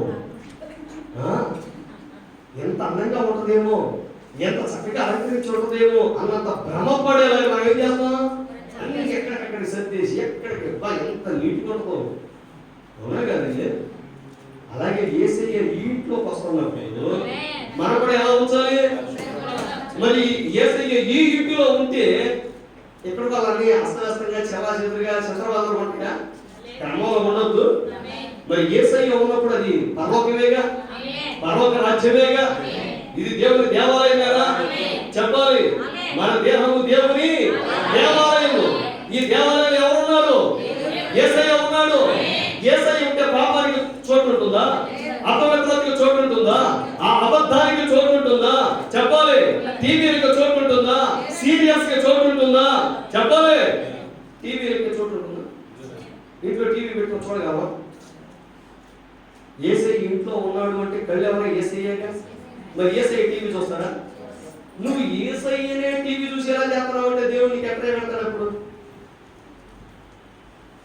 కళ్ళు పీకేడు. హల్లెలూయా. ఇప్పుడు యేసయ్య మనలో ఉన్నాడు, చేతులు ఎవరే? యేసయ్య చేతులేగా. మరి యేసయ్య చేతులతో పిచ్చి పిచ్చి పనులు చేస్తే చెప్పాలి. ఈ చెవులు మరి యేసయ్య చెవులేగా. మరి యేసయ్య చెవులతో అన్నాను గెట్టతాయి. దేవుడు ఏం చేస్తాడు? అప్పుడు చెవులు ఏం పోతాడు? నా దేవాలయం ఎవరైనా పాడు చేస్తే నేను వారిని పాడు చేయను. పాడు చేస్తాడా లేదా? నువ్వు ఆట ఎక్క సినిమా పడుతుంది, నీకు తెలియకుండా ఊరిపోతాడు. నేను అమ్మాయి కాదు రచించనుగా అది పెట్టలేదు అనుకో, చుట్టూ చూసి ఎవరు లేరు. రైట్, మన క్రిస్టియన్స్ ఎవరో లేరు, మనం వేరే ఊళ్ళో ఉన్నాం. ఇక వాప చచ్చిపోయినాడు. ఇప్పుడు నువ్వేం చేస్తావు? ఇప్పుడు అసలు పునరుద్ధానం జీవం నేనని యేసయ్య చెప్తే ఇప్పుడు ఈ చచ్చిపోయిన పునరుద్ధానం అంతే నువ్వు బతికేస్తావు. లే లే లే కాసేపు ఈ ఆటలో ఉన్నంత సేపు మనం ఎంజాయ్ చేస్తాం. హల్లెలూయా. ఇక్కడ ఉన్నంతసేపు సూపర్ ఉంటుంది. ఇంటికి వెళ్ళగానే ఫోన్ కనపడింది, మా ఫ్రెండ్కి చాటింగ్ చేస్తాం. అమ్మా దా ఏ అవన్నీ ఎక్కడ ఉన్నావు, ఏం చేస్తావు? వాళ్ళు కూడా మాట్లాడతారు. నువ్వు ఎక్కడ ఉన్నా క్రైస్తవుడు. ప్రవక్త మాట్లాడాడు, ఎవ్వరు లేనప్పుడు ఒక్కడనే గదిలో ఉన్నప్పుడు నువ్వు ఎలా ప్రవర్తిస్తున్నావో అదే నిజమైన ప్రవర్తన. నిజమైన క్రైస్తవుడు అనేది ఎప్పుడు తెలుస్తుందో తెలుసా? నువ్వు చర్చిలో ఉన్నప్పుడు కాదు, సండే క్రిస్టియన్ గా కాదు, మండే క్రిస్టియన్ గా కాదు. హల్లెలూయా. ఎవ్వరు లేనప్పుడు నువ్వు అక్కడనే గదిలో ఉన్నప్పుడు నువ్వు ప్రవర్తించే ప్రవర్తన నీకెవరో నీకు తెలియజేస్తుంది. నీకు ఎవ్వరు చెప్పాల్సిన అవసరం లేదు. పాస్టర్ గారు, దేవుడు ఎవ్వరు చెప్పాల్సిన అవసరం లేదు. నీకు నువ్వే చెప్పేవాడు. ఒక్కసారి నువ్వు పరీక్షించుకో. ఒక్కదానివే గదిలో ఉన్నప్పుడు నువ్వేం చేస్తావు? నువ్వు ప్రార్థన చేస్తున్నావా? బైబిల్ చదువుతున్నావా? నీ ఆనందం క్రీస్తులో ఉన్నదా? నీ సంతోషం క్రీస్తులో ఉన్నదా? లేక నీ ఫ్రెండ్తో చాటింగ్ చేస్తావో ఉన్నదా? నీ స్నేహితులతో చాటింగ్ చేస్తావో ఉన్నదా? లేకపోతే నీకు ఇష్టమైన వ్యక్తితో ఫోన్తో మాట్లాడటంలో ఆనందం పొందుతున్నావా? దాన్ని బట్టి అర్థమైపోతుంది నీకు ఎవరు అని. హల్లెలూయా. కానీ ఒంటరిగా ఉన్నప్పుడు క్రీస్తుతో సహవాసం చేయగలుగుతుంది. ఆయన నిజమైన స్నేహితుడు, ఆయన శాశ్వత స్నేహితుడు, ఆయన శాశ్వతమైన బంధము. హల్లెలూయా. ఒకసారి ఆయన ప్రపంచవ్యాప్తంగా చాలా గొప్ప వ్యక్తి. ఆయన గురించి తెలుసుకోవాలని ఒక ఆయన ఇంటికి వెళ్ళి సార్, మీతో సహవాసం చేయడానికి దేశ అధినేతలు సైతం చాలా కుతూహల పడుతున్నారు సార్, చాలా తపన కలిగి ఉన్నారు, మీ గురించి నేను తెలుసుకోవాలని చాలా ఆశపడుతున్నాను, మీ ఆవిడ ఒకసారి ఇంటర్వ్యూ చేస్తానని అన్నాడు. ఆయన ఒకేమంటున్నాడు, ఇంట్లో రానిచ్చారు, హాల్లో కూర్చున్నాం, నాతోనే మాట్లాడు, నా గురించి మా ఆవిడతో కానీ నా పిల్లలతో కానీ పొరపాటు కూడా మాట్లాడినాము అన్నాడు. లేదు అని అంటే, ఏ నా నిజ స్వరూపం ఆవిడకి తెలుస్తుంది కాబట్టి I won't let you go that, నేను తెలుసుకోలేము. హల్లెలూయా. అర్థమవుతుందా? ఆయన అన్నమాట నేను జోక్గా చెప్పిన విషయం ఏంటి తెలుసా? క్రైస్తవుడు ఇక్కడ ఉన్న క్రైస్తవునిగానే ఉంటాడు, భార్య దగ్గర క్రైస్తవునిగానే ఉంటాడు, పిల్లల దగ్గర క్రైస్తవునిగానే ఉంటాడు. హల్లెలూయా. స్నేహితులతో క్రైస్తవుడిగానే ఉంటాడు. క్రైస్తవుడు Christian is always a Christian. క్రైస్తవుడు ఎల్లప్పుడూ క్రైస్తవుడు. అంతేగాని ఆనంద క్రిస్టియానిటీ కాదు ఇది. అర్థమవుతుందా? చర్చిలో ఉన్నప్పుడు ఆను, ఇంట్లోకి వెళ్తే ఆఫ్, రోడ్డు మీదకి వెళ్తే ఆను, మళ్ళీ ఎక్కడికి వెళ్తాం అర్థమవుతుంది. ఆనంద ఆఫ్ అంటే హల్లెలూయా. స్విచ్ ఆన్ చేస్తే లైట్, ఆఫ్ చేస్తే మన ఆనంద ఆఫ్ క్రిస్టియన్స్ కాదు, ఆల్వేస్ ఆల్ క్రిస్టియన్స్. ఉందామా? అలాగే ఉందామా? ప్రపంచాన్ని చూడండి, పరిగణించండి, ఎటువంటి చట్టాలు చేపడుతున్నాయి. ఈ చట్టాల వల్ల వధువుకి ఎటువంటి నష్టం, కానీ వధువు ఎప్పుడు లాభదాయకమైన స్థితిలోనే ఉంటుంది. ఒక విషయం గుర్తుపెట్టుకోండి, ఒత్తిడి వస్తుంది అని టెన్షన్ పడద్దు. ఈ ఒత్తిడి మన మేలు కొరకే. శద్రకు, మేషాకు, అబేద్నెగోల మీద ఒత్తిడి వచ్చినప్పుడు వాళ్ళు అగ్నిగుండంలోకి ప్రవేశిస్తే అక్కడ వాళ్ళు దహించు అగ్నిని కలుసుకున్నారు, అగ్ని స్తంభాన్ని కలుసుకున్నారు. ఇప్పుడు దానియేలు సింహాల గుహలో వేస్తే యోధా గోత్రపు సింహాన్ని చూడగలిగాడు, ఆయనతో సహవాసం చేయగలిగాడు. ఆ దేవుడు తెలుసుకోగలిగాడు, ఆ దేవుడి యొక్క శక్తి ఏంటో, ఆ దేవుడి ప్రభావం ఏమిటో నేను వింటిని కానీ ఇప్పుడు చూచొచ్చున్నాను అన్నాడా? నేను అప్పుడు విన్నాను కానీ ఇప్పుడు చూస్తున్నాను. యోగు కష్టాలు వచ్చాయి, ఇబ్బందులు వచ్చాయి. ఒక్క రోజే 10 మంది చనిపోయారు. 10 మంది పిల్లలు, 7 కుమారులు, 3 కుమార్తెలు ఒక్క రోజే మరణించారు. అదే మనమైతే అసలు మన జీవితంలో ఏదన్నా జరగని ఫస్ట్ ఎవరిని అడిపోసుకుంటాం మనం?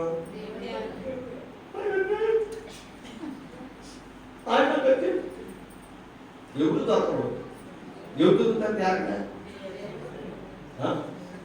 ఆ దేవుడు నిన్ను స్వస్థపరచాలంటే, ఆ దేవుడు నీకు కావలసినవన్నీ ఇవ్వాలంటే నీవు అసలు ముందు ఆయనకు అవకాశం ఇవ్వాలి కదా. నీవు ఆయనకు లోపడాలి కదా, ఆయన చట్టానికి లోపడాలి కదా. నువ్వు రోడ్డు మీద కారులో 180 వెళ్ళాల్సిన 120 వెళ్ళి ఎవరో గుర్తేసి చట్టాలు పెట్టారు కాబట్టి అంటే అటుది కుదిరిద్దా? దేవుడి మీద అలగొట్టు, దేవుడి మీద సడగొట్టు, దేవుడికి దూరం అవ్వద్దు.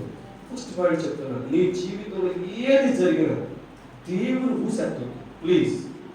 దేవుని ఊసు, దెయ్యం ఊసు, ఇద్దరు ఊసులు ఎత్తబట్టి ఇద్దరు మౌలుడు కాదు. హల్లెలూయా. ఏది జరిగినా ముందు కూర్చో, ఎందుకు ఎలా జరిగింది, నా జీవితంలో ఎందుకు ఎలా జరిగింది అని ముందు ప్రశ్నించు. అప్పుడు సత్యం బోధపడింది, తత్వం బోధపడుతుంది. హల్లెలూయా. అలా మనం దేవుడు చేశాడు, దైవం చేసి, అది మన స్వభావం. ఏంటంటే అది మానవ స్వభావం. ఎందుకంటే హవ్వ కూడా తప్పు చేసినప్పుడు, అవ్వమ్మ ఎందుకు తప్పు చేసావంటే హవ్వ ఎదురేసుకుందా? ఎవరి మీద నెట్టేసింది? సర్ప మీద నెట్టేసిందా? హల్లెలూయా. సర్ప మీద నెట్టేసిందా? కాస్తపట్నం కాదు, సీతలని తోసేయడమే. హల్లెలూయా. అది మానవ స్వభావం. కుదరదు. క్రైస్తవ్యంలో కుదరదు. ఒకటే, నీవు దేవుని మీద అడిగినంత కాలం, సడిగినంత కాలం, దేవుని సన్నిధికి రానంత కాలం, దేవునికి దూరంగా ఉన్నంత కాలం నువ్వేమి సాధించవు. దేవునికి లోబడు, ఆశ్చర్య కార్యాలు చూస్తావు. దేవునికి లోబడు, మహత్కార్యాలు అనుభవిస్తావు. దేవునికి నిన్ను నువ్వు లోబర్చుకో, దేవుని పట్ల అద్భుత కార్యాలు చేస్తాడు. అంతే నా భర్త చేశాడు, నా భార్య చేసింది, నా పిల్లలు చేశాడు, నా అత్తలు చేసింది, నా కోళ్ళ చేసింది, నా బంధువులు ఎలా చేశారు, ఎవ్వరి మీద నాకు లేదు. ఎవ్వరి మీద నా కర్మ ఇంటి అని అనుకోదు. దేవుని పైన ఆధారపడి దేవునికి ఇష్టంగా జీవించు, దేవునికి ప్రియులుగా జీవించు. అద్భుత కార్యాలు చూస్తావు, మహత్కార్యాలు చూస్తావు.